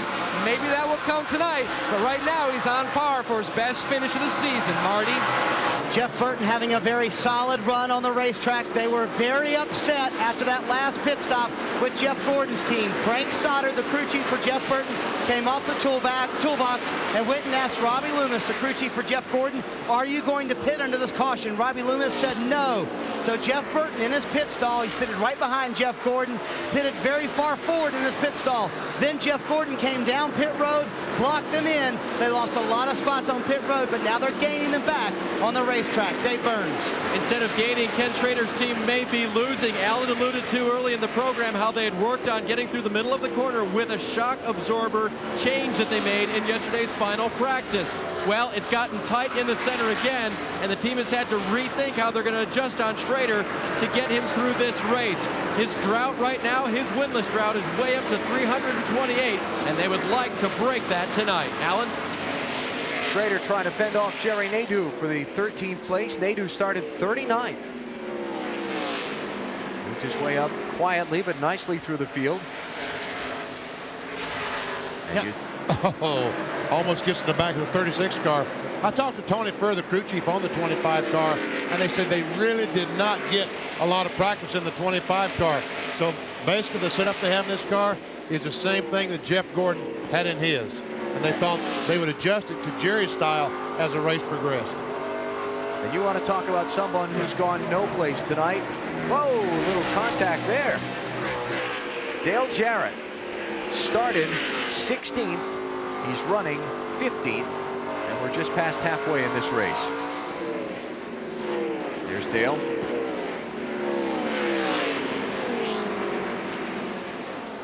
You know, I want to go back and mention about Bobby Labonte. Said he's got a little bit of a vibration, and that possibly what I talked about earlier, when they get the brakes real hot, they spike that temperature. Sometimes that buildup you'll get a bunch of material on the rotor, and that rotor will vibrate because of that, and that could be a possibility of what Bobby Labonte's going through right now.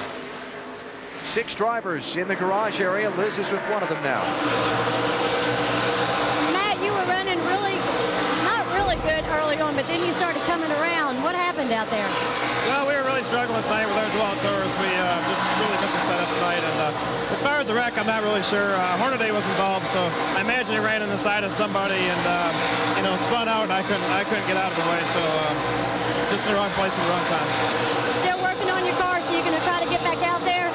Yeah, I think we'll get it back out. It's mostly suspension damage, so we'll just go and ride around for the rest of the night and make the best we can out of it. And they will make the best of it, Alan. Well, there you have it. Yeah. Rusty Wallace is your leader. We're just past halfway, 219 of 400 completed. You're watching NASCAR on TNT.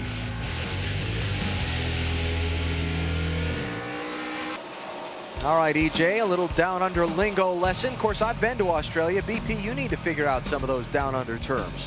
Oh yeah, like grilled on the Barbie, yeah. Shrimp on the Barbie. You're way off base. Goodwill Games from Brisbane, Australia, following the race here on TNT. Hope you'll stay with us. No, like walkabout. You know what a walkabout is? No. Okay. I do know that the 28 car all of a sudden is very close to the 2 car. NASCAR on TNT from the Richmond International Raceway. Coverage of the race for the championship continuing with the Chevy Monte Carlo 400. Just past halfway in the race. Big story of the night tonight. Jeff Gordon, the championship leader, hit by Sterling Marlin, racing for third position at lap 35. He spent 107 laps in the garage getting repairs. He's out on the track now, 114 laps down in 41st place. Ricky Rudd's running second.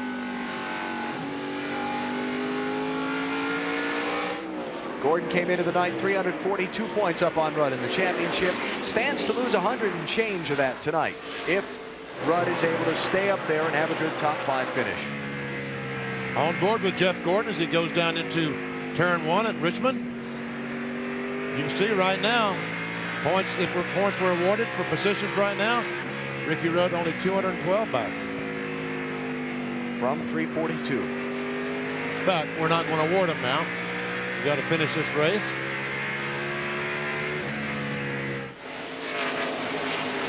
These guys are still racing. Talking about Kenny Schrader, the 36, Jay Nadeau, the 25. You know what the problem for them is? 2 other cars have passed them since we saw them last. Oh. Dale Jarrett's gone by into 13th, Robert Presley into 14th, and now these 2 are racing for 15th.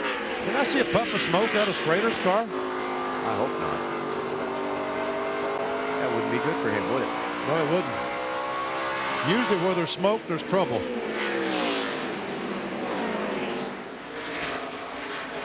That's very profound of you. I'm not seeing anything now, so maybe I just did not see what I thought I saw. I saw smoke, Benny. Oh, good. You sound like Tweety Bird there. You didn't think what you thought you saw? Yeah. Well, that may have been a little, I don't know if it was contact, maybe. Contact smoke. Okay, they've been side by side for about 20 of the last 30 laps. Are they having fun or are they getting frustrated? I just want to hit them. I mean, that's what you're feeling. 25's going, man, I need to just bump him out of the way. But I know everybody's watching right now, so in the meantime, here comes Bobby Hamilton trying to slip underneath. He doesn't know everybody's watching. But it would be bad timing. It would be real bad. But it is frustrating because these 2 cars they look like they're so equal right now, but they need the same racetrack to be fast. So that's what it's making so difficult. The 25 cannot get up off the corner on the low side.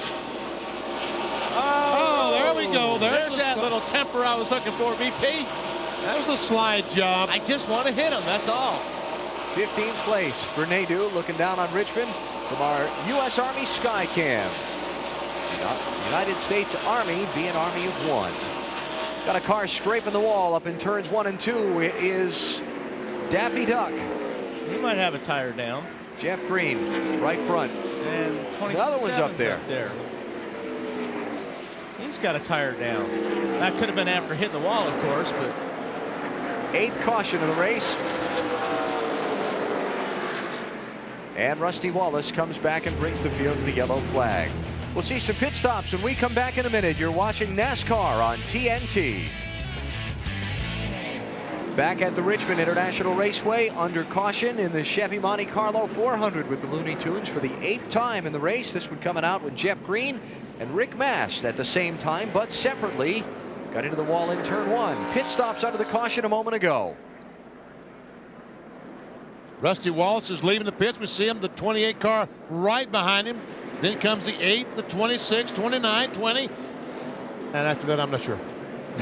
You're out of breath. I'm out of breath. Terry Labonte, then Ward Burton, Bobby Labonte, and Jeff Burton, then Kyle Petty. Let's get some reports on the stops, Bill. Well, a good stop for Rusty Wallace. They made a 1-pound air pressure adjustment. Rusty's still trying to find the same feel he had earlier in the race. Pit stop 14.02. Another good stop for the 2, Dave. Bill, Ricky Rudd came in, but he was radioing to the crew that the car was a little bit tight getting into the corner, but he really didn't want to mess it up and make it too loose. So they made no adjustments to the 28 car. Marty? Dave, a good stop for Dale Earnhardt Jr.'s team, 15.84 on the stop. A little bit tight from the middle off, but he said it was much better on that run than it was the run before. They went up 1 round on the track bar. He came in 3rd and out 3rd. We're getting ready to go green back out on the racetrack. Mark Martin again trying to get a lap back from leader Rusty Wallace, and again unsuccessful.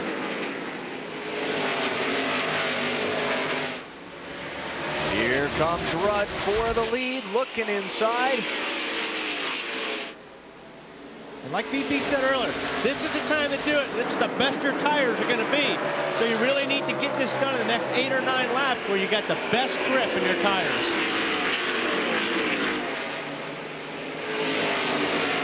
All right, here comes Ricky. He's looking on the inside, but Rusty gets that great run off too.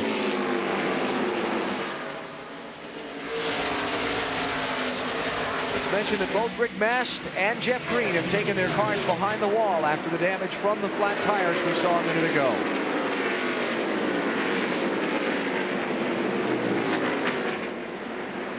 Now does Ricky Rudd become offensive or defensive, because he has Dale Earnhardt Jr. right behind him?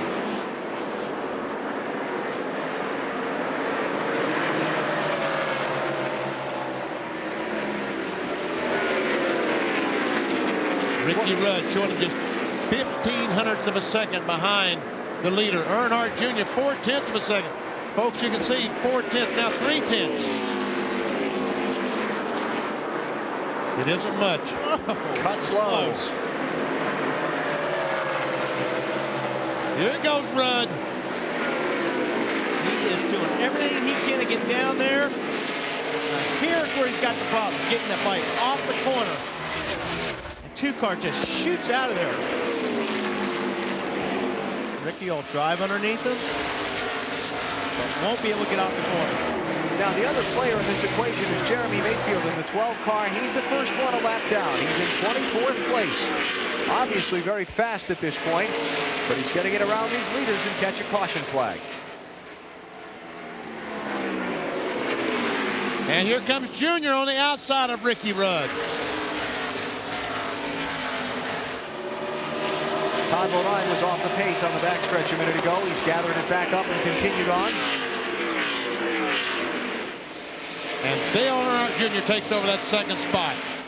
Jeremy Mayfield, the lap car between Junior and Ricky Rudd. 5th place. Harvick in the 29, Stewart in the 20, Ward Burton in the 22. Matt? Ward Burton and Tony Stewart keep battling back and forth for that 6th position. Remember, Stewart is very good after about 15 or 18 laps. He was very fortunate on his pit stop. The 27 car was in. Stewart had to angle around him and had a bad position in his pit box.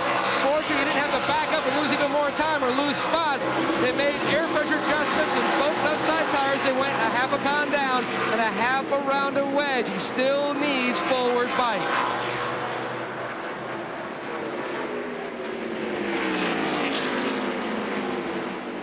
Here it is, race lead. Both looking at the same thing there, BP. Junior's on the roll.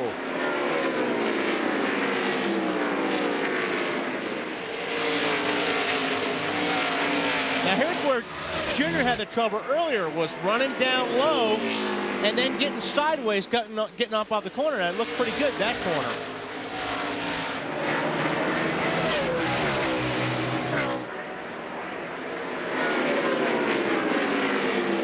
Junior has not led yet tonight. Started the race in 8th place.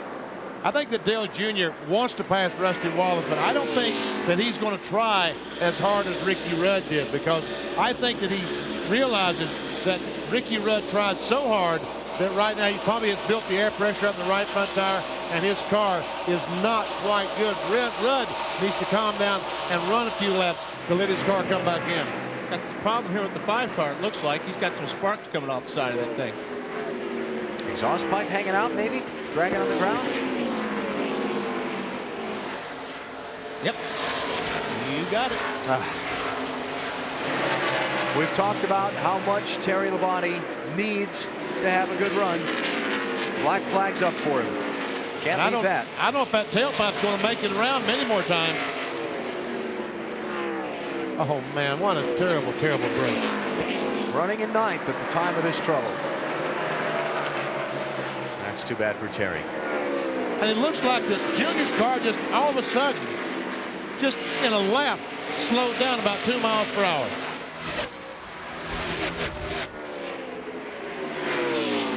Already fallen a full second back of Rusty Wallace, and you can see the pressure Rudd is now putting on him for that runner-up spot.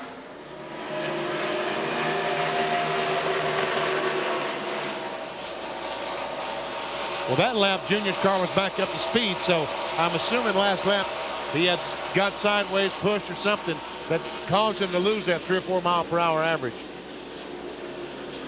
There are where the drivers in the running for the Winston $1 million bonus are positioned in the race. Earnhardt Jr., Ward Burton, Bobby Labonte, all in the top 10.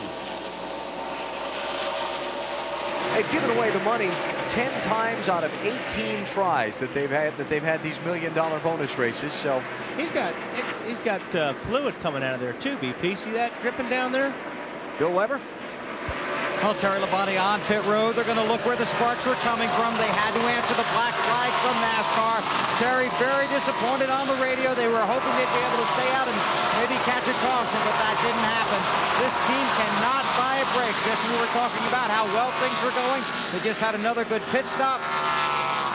They've got right side tires on Terry's car and send him back out, but lost valuable laps here on pit road under the green.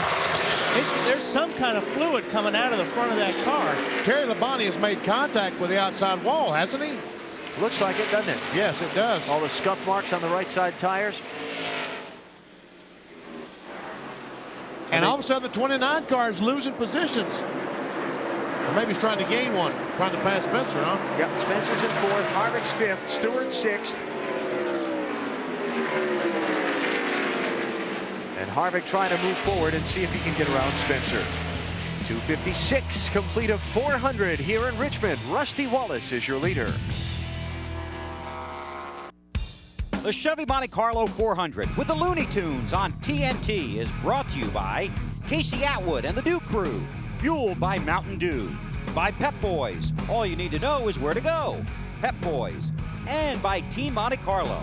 The cars more champions depend on. Chevy. We'll be there. We're under caution in the Chevy Monte Carlo 400 at Richmond. Terry Labonte's problems went from bad to worse. He's crashed in turn 1. You see Terry is out of the car and walking away. Let's take a look here. See, you got the pipes hanging here, but there's fluid. All this stuff coming off the pipe here. There's water. I don't know where that's coming from, but you can see right in here, all that water coming out. And there's quite a bit. Now, I don't know if he slipped in that when they went back out or the pipe came off. Let's take a look at the crash and see what we can see.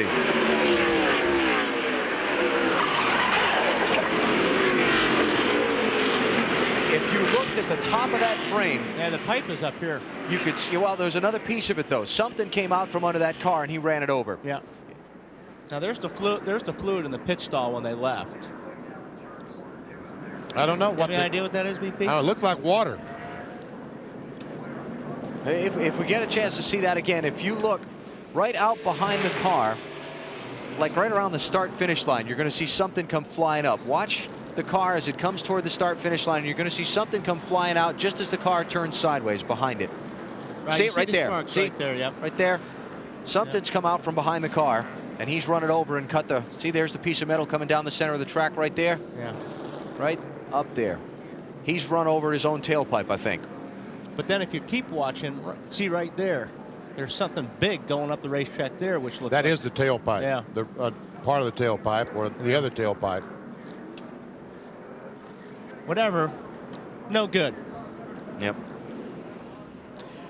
So, from a top 10 run to problems on pit road to out of the race after a crash for Terry Labonte, all in the matter of a couple of laps.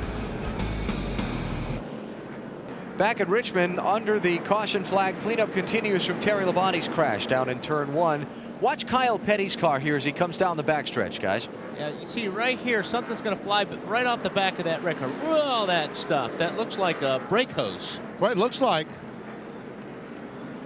Man, did it make a mess. Just exploded out from under the car.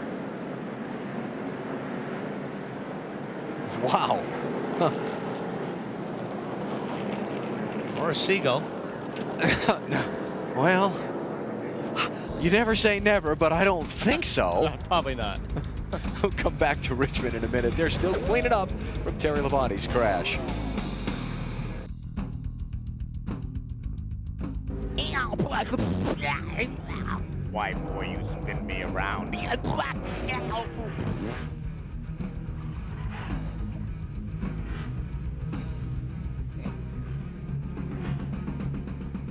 Does Taz know how to say ouch? Terry does. Boy, he sure does.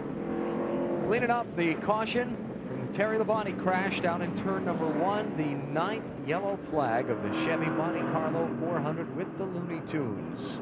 There's old Taz Harvick, 5th position.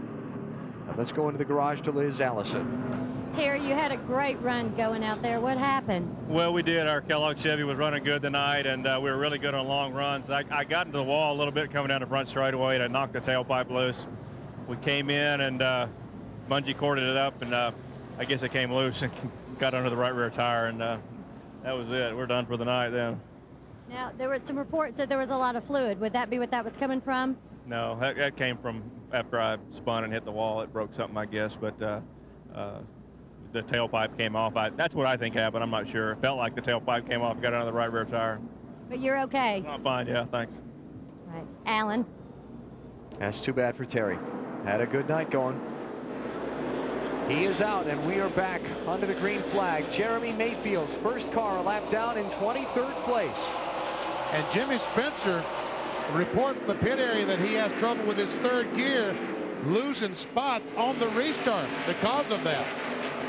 Yeah, it's no 3rd gear at all now on the 26. No 3rd gear, and when one leaves, sometimes the others follow.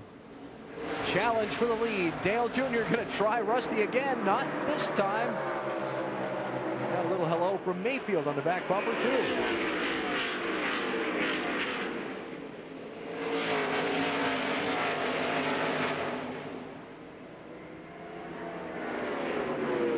Kurt Busch trying to get on the inside of Stacy Compton. These guys are racing for a spot, but they're both a lap down. Compton's 24th, Busch is 25th, Mark Martin in the 6th is 26th.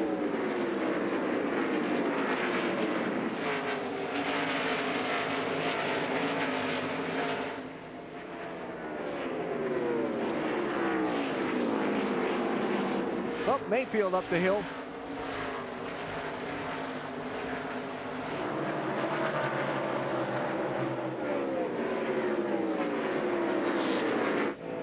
Kind of drops him back into a race for position with the 97 and 92. All those cars a lap down. Mayfield's got some big problems. Yeah, he really slowed down there, getting off a 2, and really stacked him up behind him. He's got a tire going down or something.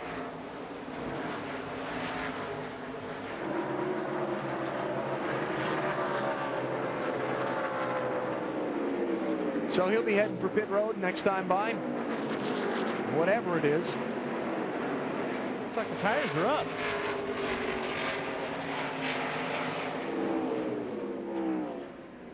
I don't know. We'll find out.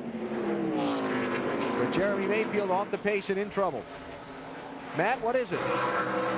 He just reported into his crew chief, Peter Suspenzo. He does have a tire going down. The 12 car coming into his pit. This team just cannot seem to find luck anywhere. Last week at Darlington 2 laps ago, had a shot for a win. Misfortune, they're going to change all 4. It looks like the tires are up on the right side and the left, so we're going to have to check the pressures. And he's finally down and away. More tough luck for Mayfield. Don't know. He obviously had a grip problem there, getting off a 2 and then getting into 3. Rusty Wallace holding off Dale Jr. again. Seems like if Rusty can hold him off for the first few laps after a restart, at least at this stage of the race, he's able to get away. Jr. 2nd, Rudd 3rd, Harvick 4th, Stewart 5th. Spencer's back to 6th. And you've got Ward Burton, Bobby Labonte, Kyle Petty, and now Dale Jarrett into the top 10. Marty? Well, you're exactly right, Alan. On the restarts, Dale Earnhardt Jr. tries to get the lead from Rusty Wallace. They want to get the bonus points for leading a lap tonight. They are fighting to get up in the top 5 in points. They are currently 7th, but very close to Bobby Labonte in the point standing. So they do want to lead a lap. Dale Jr. will get up there, and then a spotter, Ty Norris, will tell him back off because the rotors are getting too hot. Don't push it too hard. We can lead a lap later. The way Rusty Wallace is running, that might be a little tougher than they think it's going to be, leading the lap later. You guys, Matt tells us from pit road it was the right rear tire that was down on air pressure on Jeremy Mayfield's car. It's left Mayfield 3 laps down in 29th place, cut tire on the right rear. That's too bad. We need to follow up on Jeff Green and Rick Mast, who went to the garage area both on the same lap with right fronts down and damage to their machines. A phrase we heard a lot in the garage leading up to this race, brake heat, and how it'll affect the tires. BP, I think you hit on it earlier. We talked about you get so much heat built up in the rotors that it melts the bead, especially on the right front wheel. And what happens is it melts a bead, and the tire goes down, and you go flying up into the wall. That always is a problem at a racetrack where you use a lot of brakes. Here, Martinsville, Phoenix. And if you're not familiar with the term, the bead on a tire is the point at which the tire seals to the rim. Makes that airtight lock, if you will. And that's only about an inch from a red hot rotor, brake rotor. If these guys really use the brakes, like Ty Norris told Junior a moment ago, he's standing down in turn 1. He watches the car go in the corner from his spotting position. When he sees those rotors getting cherry red, he tells Junior back off a little bit because you're overheating the brakes. And Richmond, you really have to run a lot of front brake because he's like going into turn 1. It's such a big wide arc. If you put too much rear brake in it, the car gets sideways real easy as you're arcing down into turn 1. So normally you have to run a little bit more front brake than you would at a place like Martinsville where you go straight into the corner more than you do here going into turn 1 at Richmond. Still got 22 cars on the lead lap and 115 laps to go. Right now, Rusty Wallace is out in front. Can he get his 7th Richmond win tonight? Richmond International Raceway, where NASCAR on TNT is bringing you the Chevy Monte Carlo 400 with the Looney Tunes. Log on to NASCAR.com and play the Autotrader.com Move of the Race sweepstakes for your chance to win a $25,000 shopping spree on Autotrader.com and other great prizes. I vote for Benny getting from the war wagon to the booth in 10 minutes. You know, we need to do one of those documentaries one week where we have the camera follow him making his sprint. You know, that they do the thing with the guys, the track and field guys, and they're running in slow motion, and here comes Benny just leaping up the grandstand steps. I watched the whole thing. I think we'd call it a brisk walk. I don't think we'd call it a sprint. I was thinking more of a meander. Yeah, well, that too. Second place, still a good fight. Dale Jr., Ricky Rudd, Kevin Harvick, Tony Stewart. Here comes Happy Harvick on the inside of Rudd. Well, that inside just hard to get some grip down there. It sure is. Why is the question? Why is it that way on this racetrack? Well, I mean, you can get the grip down there, but you just can't do it and run low getting off the corner.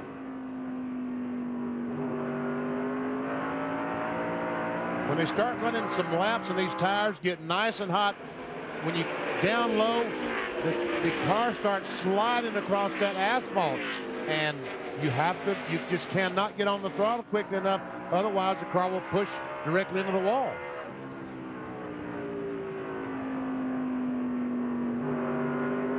Tony Stewart still has not led yet tonight. Said his goal was to be in the lead by lap 150. Hey, Tony, it's 295 now. Better get going. Bill Elliott trying to move through Robert Presley and take the 11th spot away, and does. On that last caution flag, most all of the leaders stayed on the track, but a handful did pit. Elliott was one of them. Elliott, Joe Nemechek, Johnny Benson, Ricky Craven, Dave Blaney, Todd Bodine, and Jeff Burton are the cars who are on the lead lap who pitted. So you're watching Benson and Nemechek and Elliott here on fresher tires try to work their way through some guys who stayed out last time. Farthest forward, well, hang on back to that. First, this news flash. Tony Stewart is through. That's 4th place. Just going to say the farthest forward of the guys who pitted under that last caution is Jeff Burton in the 99 car. He's running in 10th right now.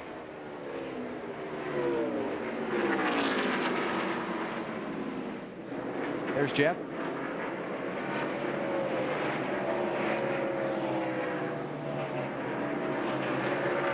As he tries his best to chase down the 88 car of Dale Jarrett, who's trying to chase down the 22 of Ward Burton. That's 8th and 9th. Dave, what about the 88 car? Well, Benny, they'd be ecstatic with a 9th place finish anywhere in the top 10. They've been chasing that car literally all day long. We talk about, you know, little adjustments here and little adjustments there. They've gone over 8 pounds of air adjustments. They've had over more than 5 rounds of wedge on the car, and they've they've moved the track bar more than an inch tonight, trying to get that car to stop being loose. It's running the best it has all night, and they've been telling DJ, oh, by the way, just keep in mind, you've passed more cars than anybody else tonight.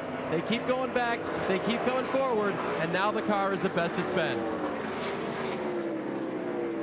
And that's what makes a championship team. Ricky Rudd trying his best to put some heat on Dale Earnhardt Jr. in the 8 car. Little check up on the gas there, huh? Yeah, he's probably tight getting off. He had to just get off the gas just a little bit and get that front grip.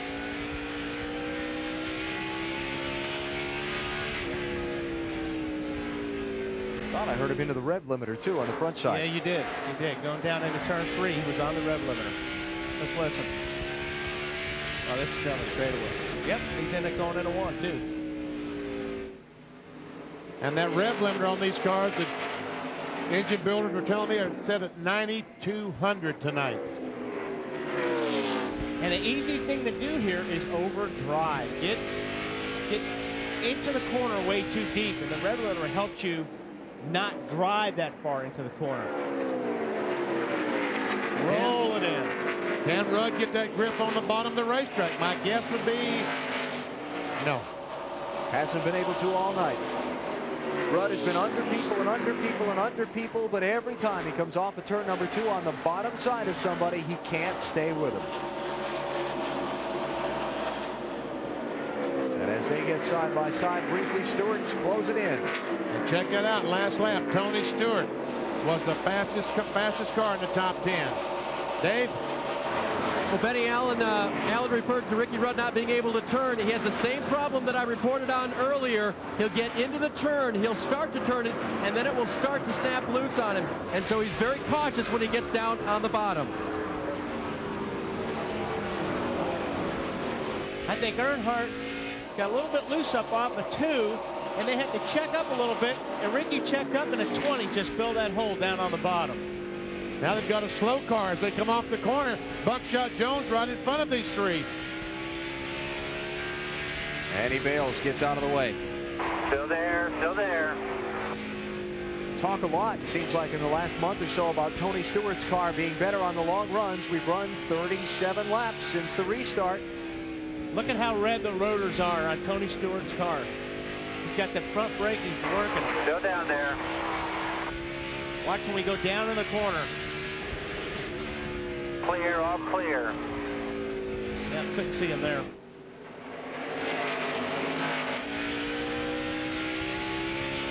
He's going to have to give it up.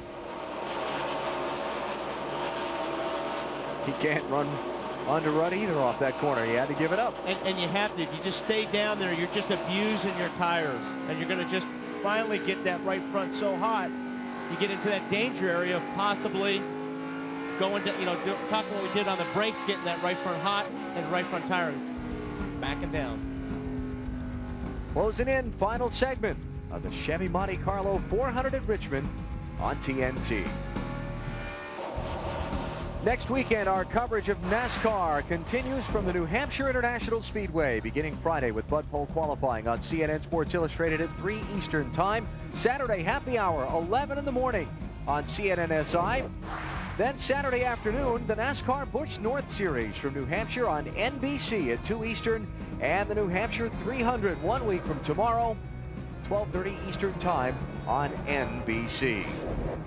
Dale Jr. sliding back. He's about to lose his 3rd position in the last few laps, guys. For some reason, I guess Junior felt like his car was really going away, because a few laps ago he just moved over and let the 28 and 20 go by. Marty, what are they saying down there? Well, you got that one right, BP. He is tight right now and having his hand full out there. No grip off the corners either, so really tight right now. He's letting all these guys go by so he can get some clean racetrack is what he's looking for. Let's go back and take a look at what Benny was talking about a second ago. He comes off turn 2 and just pulls over to the inside. Lets Ricky Rudd and Tony Stewart. And look at those brake rotors on Stewart's car. That is the Mark Martin move that we've seen Mark make so many times. For now, Junior hanging on. Harvick not able to finish that pass. Dale Jr. in 4th behind Rusty Wallace, your leader, with 81 laps to go.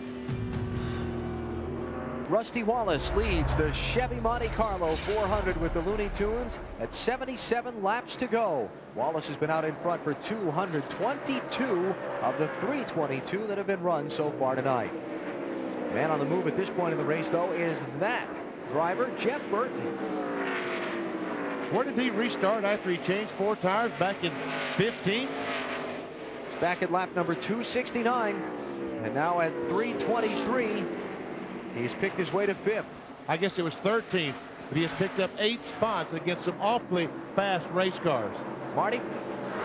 And these guys are on the momentum of 2 top 10s in the last 4 races, Alan. They tried this strategy earlier in the race, coming down pit road when no one else did, putting on fresh tires. It worked then, it's working now. They've been fighting loose and tight all night long, but on the run before this one, the car was just the best it's been all night long. They had finally gotten it right, and it is outstanding right now. They're really coming up to the field. And again, like we said at the beginning of the race, just now, his car is starting to come in. That's the scary part. He is very fast, consistently the fastest car out on the racetrack right now. And, Wally, he is running the bottom of the racetrack. And that's going to make it a lot easier to pass because everybody's running up high. Working on Dale Jr. for 4th. There's Kenny Wallace in the 1 car. Has just gone a lap down. He's back in the 22nd position. That held up Burton there just for a minute. Certainly wish the best to Steve Park, at home recovering from the injuries from the Darlington accident of a week ago. Pennzoil team issuing a statement on Friday that it will be conservatively 4 to 6 weeks for Steve to be out of that car. But considering the injury that he's got, that's a good thing. He needs to be smart enough, and will be smart enough, I hope, to take the rest and make sure it's healed completely. All you got to do is ask Ricky Craven about that. I agree with you, Alan. There's no reason to push it. You want to come back, 100%. Ricky, of course, spent over a year out of a race car after multiple concussions, and he'll be the first to tell you. In fact, he told us here earlier this weekend, trying to come back too soon hurt more than it helped, and he hopes Steve will keep that in mind. It's not life-threatening, but getting back in the car might be, and it's I'm proud of Steve. I tell you what, he is smarter than I was back in 1997 when I had 3 concussions in 3 weeks, and it got me in a mess. And I just think he's just doing a very wise thing, and I commend him. And that's from somebody that's been there. Yeah, exactly. Sign inside the car. Steve, keep digging. We miss you. There it is right there. Is he planting a garden? That from you. That was Wally. You expected that. What am I going to do with you? Get well, Steve. All of a sudden, Jeff Burton has run across some faster race cars, much faster cars, and he's struggling to get by. He finally clears Junior. and moves into the 5th position. Make that the 4th position. Ken Schrader just put a lap down. He's in 21st place. Junior doing everything he can to get that car off the corner. He is really sliding that thing. Leader caught some lap traffic. It's allowed 2nd and 3rd to catch him. Rusty's going under and Ricky Rudd would love to pass on the outside, but I don't think he's going to be able to. Nope. Todd Bodine was the last one on the lead lap. He's in 20th place. Ward Burton's on pit road. Marty. Here's Tony Stewart. And he's fallen all the way back to 16th right now. He said the car is just terrible. They are extremely tight. They do make an air pressure adjustment. They were also contemplating a wedge adjustment on Ward Burton's car. They're going to take 4 tires and very, very tight right now for the Caterpillar Dodge. What about this with Stewart and Rudd? These guys are battling hard. I thought Tony had him cleared back on the backstretch, but Ricky Rudd somehow fought back and he's still there. Those two guys got together back a little bit ago, and I didn't think they were going to get separated. Start banging those tires together like that, you can knock the front end out of alignment, really affect the handling of your car, and you've still got 64 laps to go. Or puncture a tire like we saw happen to John Andretti just a few laps into the race. Yep. So while they got messing around with each other, Rusty Wallace got back away from them. NASCAR sending a message down from the control tower to both the 20 and 28 pits that there would still be a lot of racing left to go.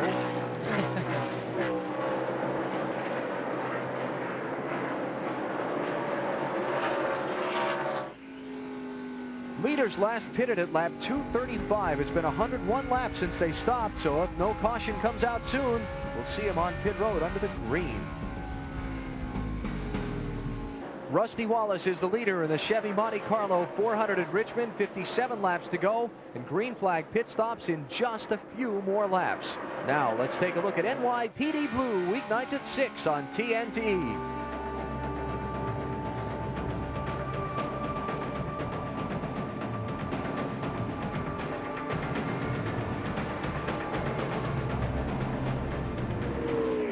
Check out NYPD Blue every weeknight at 6 on TNT. Not going to be green flag pit stops. BP, that could be another right front going down. What do you think? Sure looks like exactly the same thing. We've seen 3 or 4 of these tonight. Mike Skinner. And Yosemite Sam has hit the wall.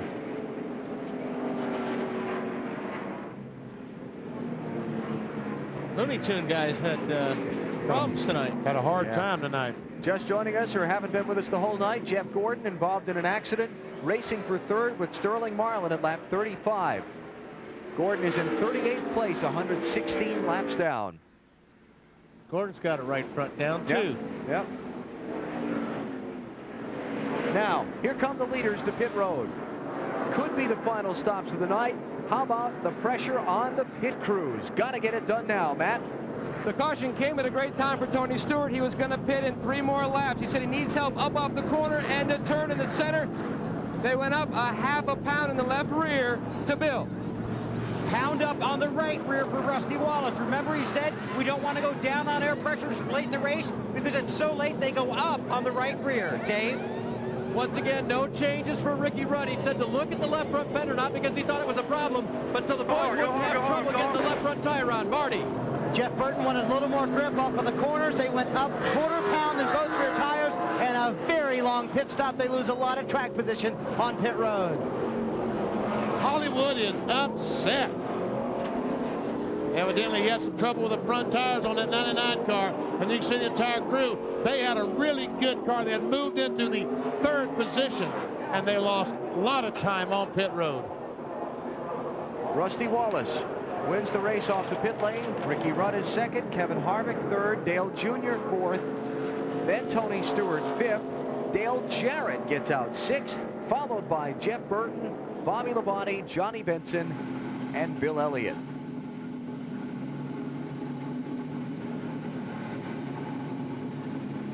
Let's go take a look at what happened to Mike Skinner that brought out the caution flag. Well, He hit the wall. Not conclusive evidence. No. But, can't help you there. It had already happened. What happened had already happened. And we see Tony Shoemaker arguing with the officials. Officials said, okay, get back on the other side. There's three officials down there. What's that all about? Spencer was held for a penalty on pit road, and the crew obviously arguing the decision. We will follow up on what the assessment of the penalty was, the reason for their displeasure, in just a moment. You're watching NASCAR on TNT. Back at Richmond International Raceway, still under caution in the Chevy Monte Carlo 400 with the Looney Tunes. And Jimmy Spencer penalized for this infraction, the back line of his pit box. Right there. They're saying that the rear of his car was behind that line, and that's a pit infraction. But, you know, that's a tough angle, but I say boo. It's pitting outside the box, and that is a one-lap penalty, but they've just reversed the call.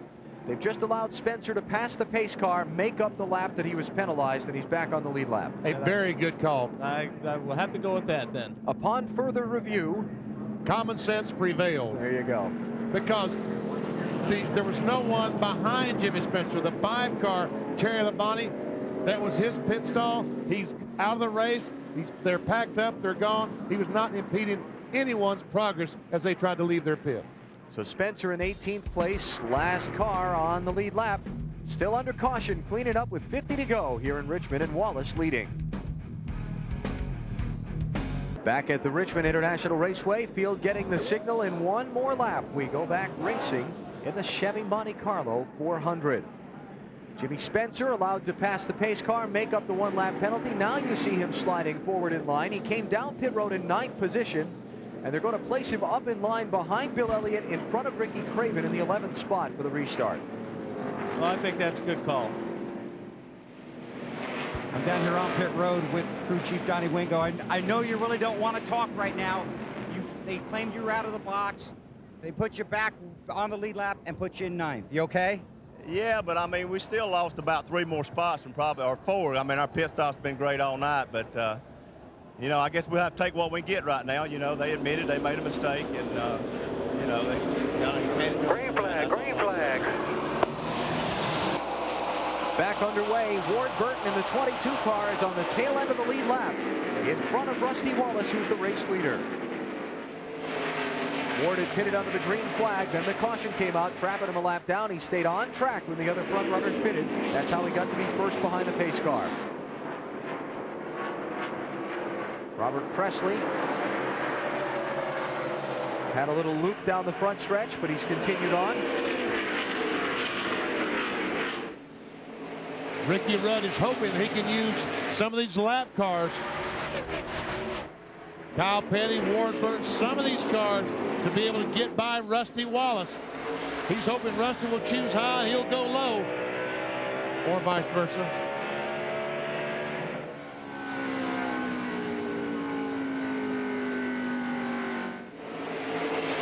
You don't think they're thinking anything about that bump a few weeks ago, do you? At Bristol? Yeah.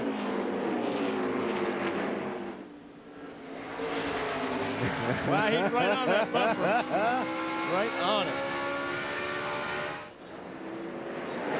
If you're not familiar with what we're talking about at Bristol, on the last lap, these 2 cars, the 2 and 28, the 28 got in the back of the 2 going in the 3rd corner on the last lap, kind of pushed him up the hill, took the spot away. What was it, 3rd or 4th? Yeah. Fourth spot, yep.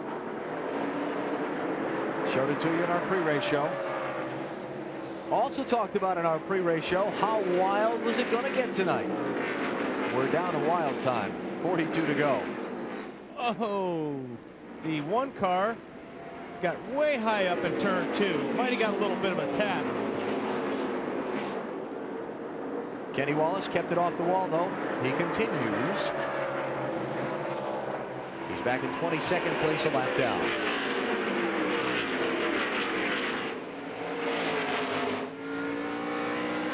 Well, we've seen this movie before. First few laps after a restart, Rudd pressures and pressures Rusty.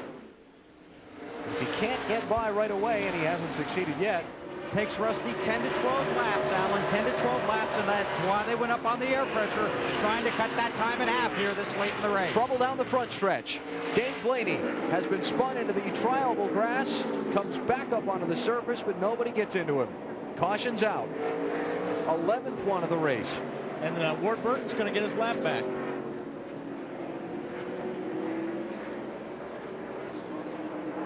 Oh, look out. Kyle Petty went screaming down there by where Dave Blaney's car sits, trying to get a lap back from Rusty Wallace. And Blaney's car was sitting there in that cloud of smoke.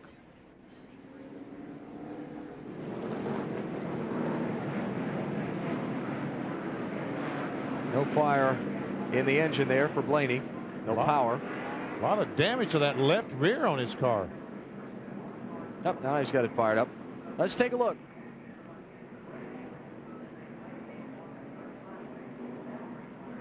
It looks like he got hit by, is that Bill Elliott or Casey Atwood?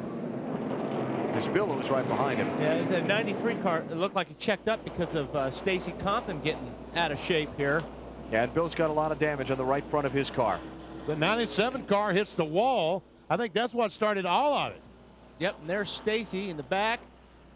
Gets out of shape, and Elliott through Blaney. See the damage on Elliott's car. Yeah, a lot of damage on the right front.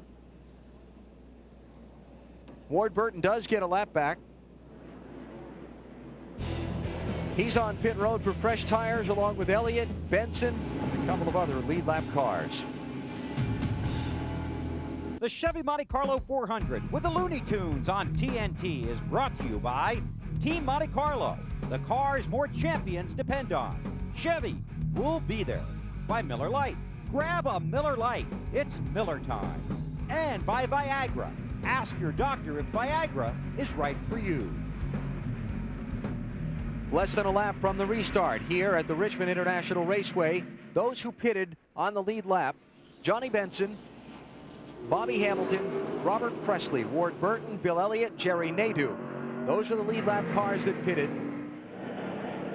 Farthest up of them in the running order would be Benson, and he's going to restart in 12th. Green, green, green. And 35 laps to go to decide, can Rusty Wallace hold off Ricky Rudd, or all the rest of them for that matter. See if those new tires come into play for Benson and the other guys. But like we talked about earlier in the show, location, location. Is he too far back to get up there fast enough to work through that traffic in only 30-some laps? Kevin Harvick looking for second on Ricky Rudd. Not yet. Dave, Ricky Rudd has been shadowing Rusty Wallace all night, but he just can't get the lead. And the problem, Alan, is that where Bill reported that Rusty's car comes in after a few laps, Ricky's car pretty much has what it has right now, according to Michael McSwain. He said, we're good for the entire run. Our car doesn't really improve over time. I guess they can only wish from here.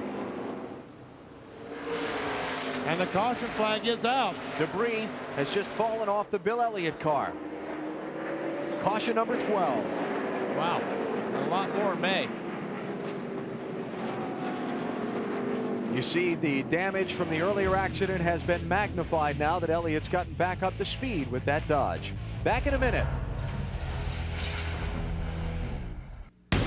Wrangler presents Families of NASCAR. The Petty family has enjoyed success at almost every track, and Richmond International Raceway is no exception. Lee Petty won the Richmond 300 in 1960. A year later, the King began his Richmond reign. Richard Petty took the checkered flag 13 times in 15 years.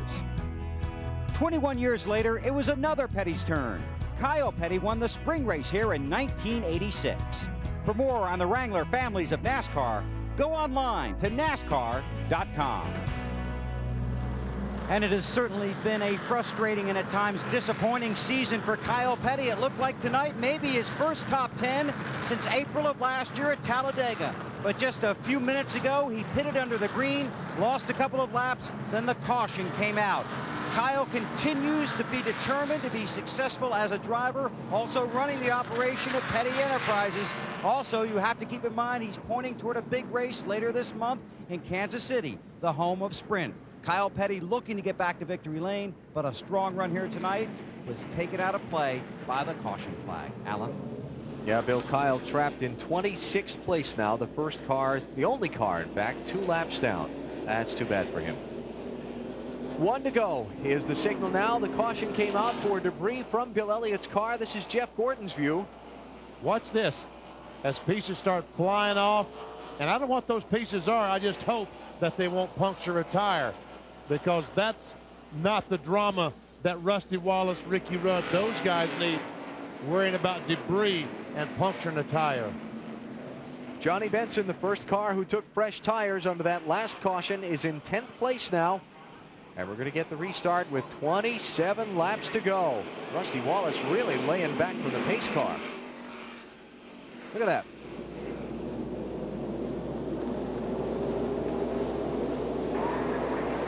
Green, green, green.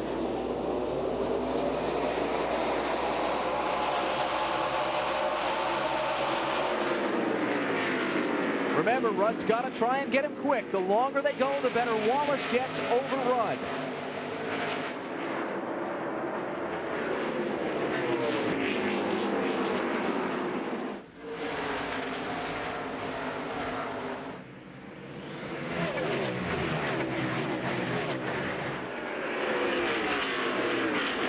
Here comes Harvick for second.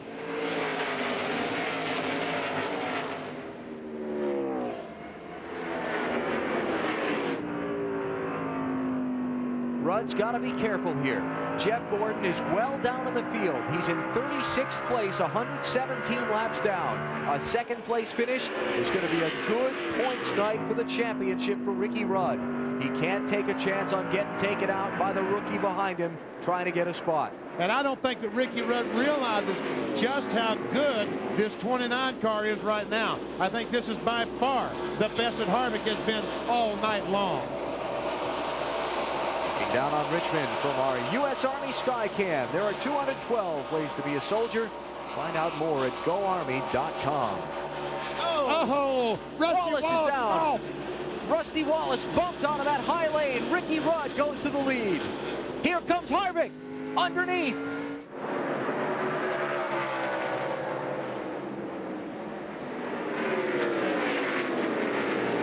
Ricky's got something hanging off the, looks like the rear of the car there. Wallace is back in 4th.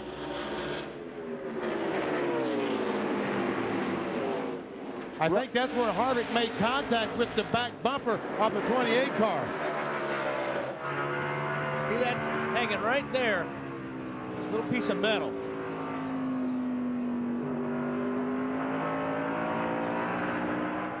Let's take a look at what happened that knocked Rusty Wallace out of a lead that he's held for so long. I don't think Ricky... he got loose. I mean, Rusty got loose on his own there. Ricky did not lay a fender on Rusty on that deal.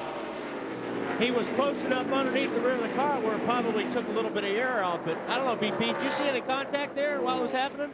I don't know. It was very, very close. I think you're right. I think Rusty got a little bit sideways as he got off the corner, which I think maybe allowed the 28 car to close up faster than he was going to, but whether or not there was contact or not, I couldn't tell. I think the contact that came was after Rusty was sideways. Rusty was lifted off the gas to get control of his car, and if anything, Ricky nipped him there. If anything.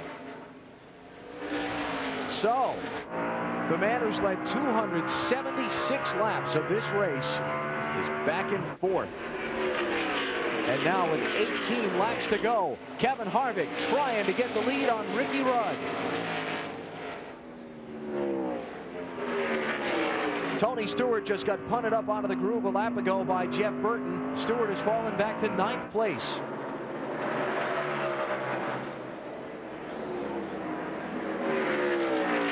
Harvick's car, where did he come from? This is by far the best his car has been all night, and he turns Ricky Rudd sideways off. And how did Rudd save that car? That is a save right there. Man. Here comes Dale Jr. on run for second as Harvick takes the lead. Short track wildness has set in the late laps in Richmond. Gonna be some hot tempers after this one.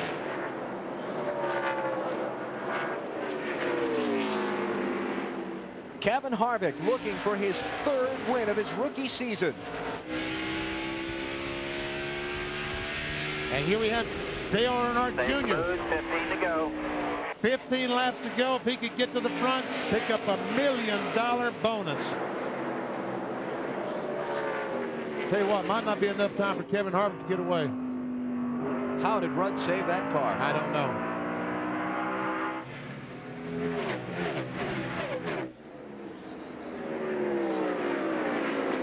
I don't know, but I know he wants to get back up on the bumper of that 29 car real bad. Let's go take a look at how Kevin Harvick got the lead. Off turn 2. Now it happened the same. That's exactly what happened to Rusty. It looked like Ricky had already started getting loose up off of 2. Watch, see if there's any contact here. Rusty gets loose. Boy, that's close. If any, barely. But Rusty was already very loose at that point. Rusty beginning to feel some pressure from Dale Jarrett, who's closing in on him to try and get 4th spot away. DJ sneaking up into 5th.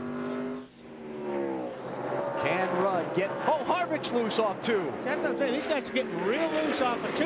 And what makes it worse... Oh, Rudd took a run at him and he missed. I think he took a run into the corner deep on him and he missed. When you get loose off the corner like that and you got another car right underneath your bumper, he's taking the air off your spoiler, and that even makes it worse.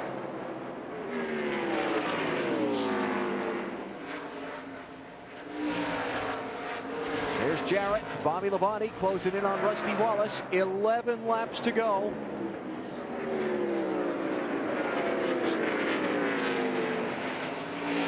Now this is a little bit of drama.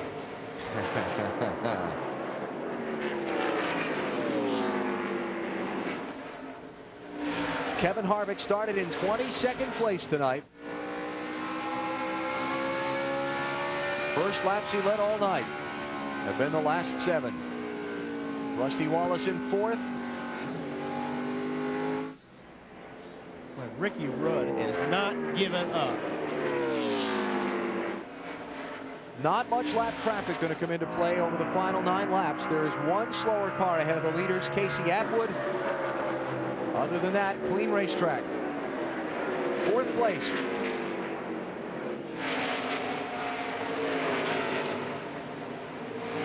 Dale Jarrett trying to turn around what has been a dismal 5 or 6 weeks for him. Be a big points day here for the Yates team. I think that Dale Jarrett, with the way his night has gone, would be thrilled to death with a 4th place finish. Remember Jeff Gordon involved in a crash back at lap 35. He's 117 laps down in 36th place. Sterling Marlin, 3rd in points, also had problems, mechanical variety for him. He's 49 laps down in 33rd, but 2nd and 4th in the championship. A running 2nd and 4th in the race right now. And if they finish like this, what was a 342-point advantage for Jeff Gordon drops to 227, headed to New Hampshire next Sunday.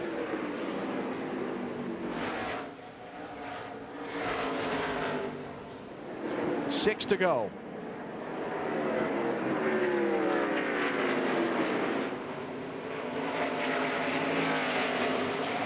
Ricky Rudd was quicker than that lap than Kevin Harvick.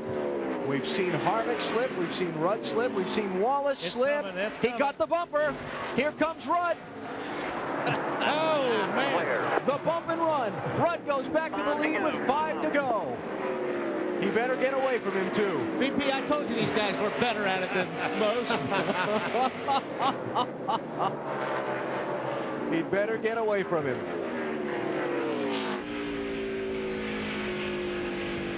This is going to be a popular win if Rudd holds on.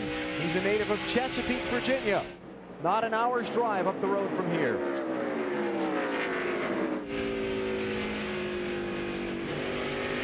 Jr. on Harvick for second. Float on the bottom, float on the bottom. Clear. Here he comes again. Still outside, 3 to go. 3, still outside.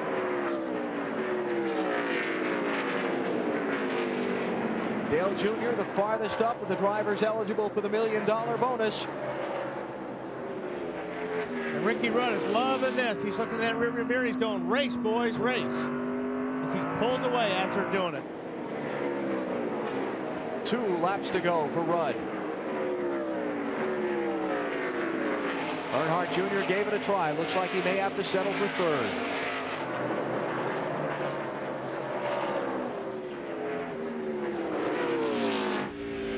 Unbelievable. The turn of events in the last 25, 30 laps. White flag is out. Final lap for Ricky Rudd. He inherited the lead when Rusty Wallace slipped off a 2.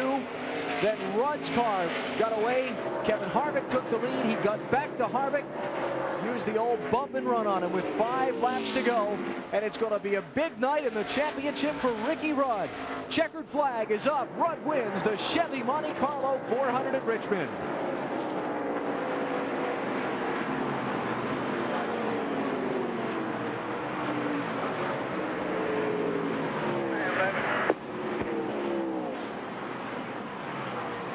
Is that a clenched fist being shown there? I think they're okay with that.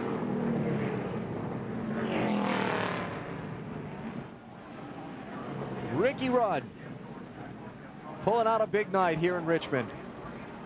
He got the lead, he lost the lead, he got it back.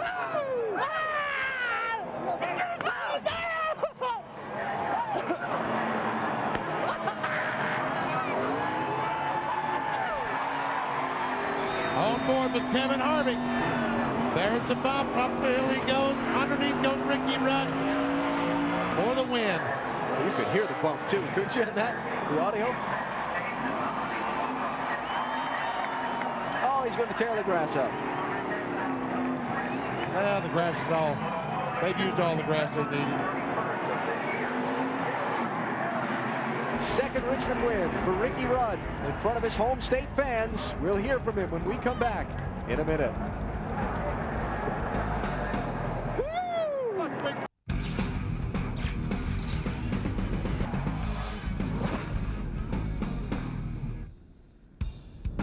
Welcome to the Autotrader.com post-race show from the Richmond International Raceway on TNT. Post-race wrap-ups of tonight's Chevy Monte Carlo 400 with the Looney Tunes. What a terrific finish this one had.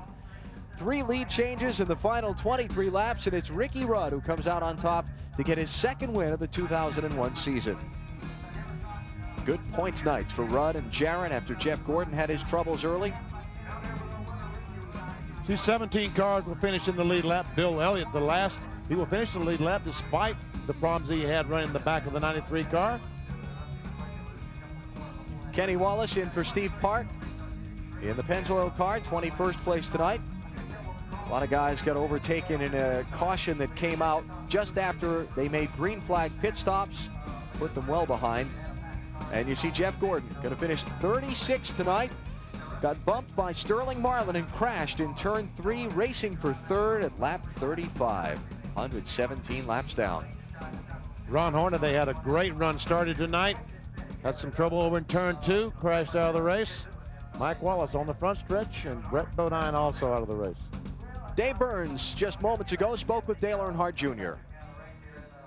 Dale, you hopped out of the car, looked very tired. You worked hard out there tonight, right? I was just kind of frustrated. We really couldn't get the car to turn in the middle of the corners to be able to keep up with the guys that were leading. It was a heck of a show. I had a great seat, probably the best seat in the house. Kevin got up there and run the back of the 28, and then Ricky run back by him, through him really. But that was a good race, and congratulations, Ricky. I'm sure it's not the first race Kevin's lost like that, and probably won't be the last. But we needed the points, and we finished third. We'd like to win $1 million, but we'll go to Talladega and try again. All right, good night for him. Former winner here comes home third tonight. Celebration ongoing in Victory Lane, and the Looney Tunes are joining in. How did our Looney Tunes cars fare tonight? Well, Taz did pretty good. Everybody else kind of had a rough one. Back to Richmond with more post-race coverage in just a minute on TNT.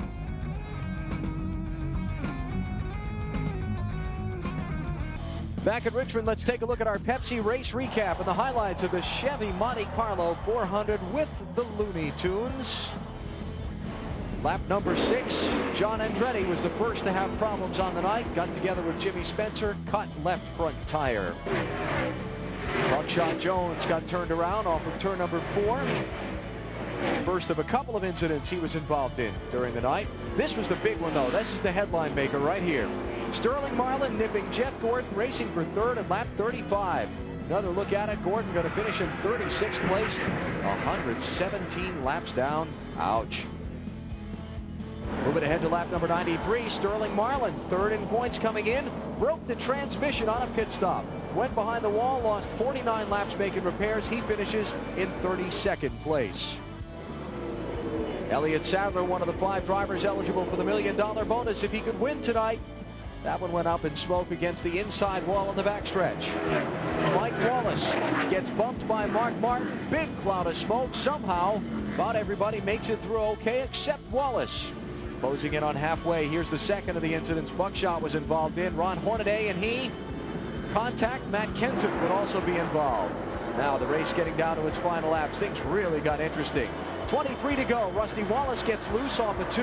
Ricky Rudd goes to the lead.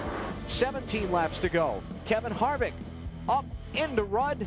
Harvick goes into the lead. Great save by Ricky Rudd to hang on. Now 5 laps to go. Turn number 3, Rudd. The bump and run on Kevin Harvick. Excuse me, I'm going to victory lane.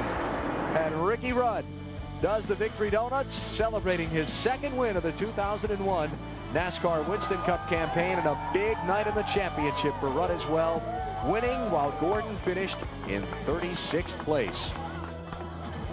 Top 5 finishers in tonight's race eligible for the next $1 million bonus race.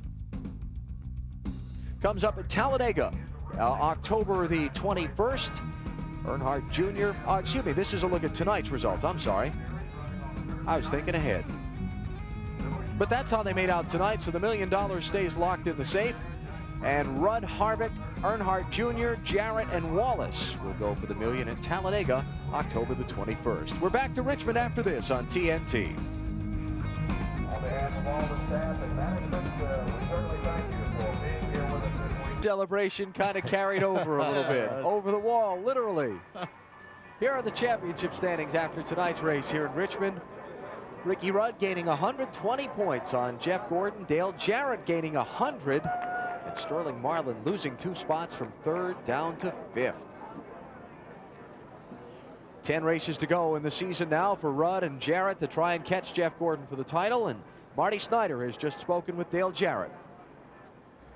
Well, never have I been around a 4th place finish that felt like a win. That was pretty incredible. I mean, you guys made about 15, 20 changes on that car tonight trying to get it better. They worked hard on it. We were pretty far off at the start. We tried a little something new tonight, or different than what we've run here in the past.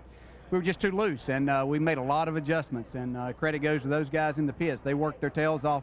We gave up track position a couple of different times just so we could get the adjustments made and we could stay out there towards the end, and we got the car a lot better where we could race with them, and teammate Ricky won. That's great, and we had a good night, so things went well for us. We're awful proud of the effort that was put forth to get us in the top 5. And a big gain in points, and they're going to run for $1 million at Talladega, where this guy's usually pretty good.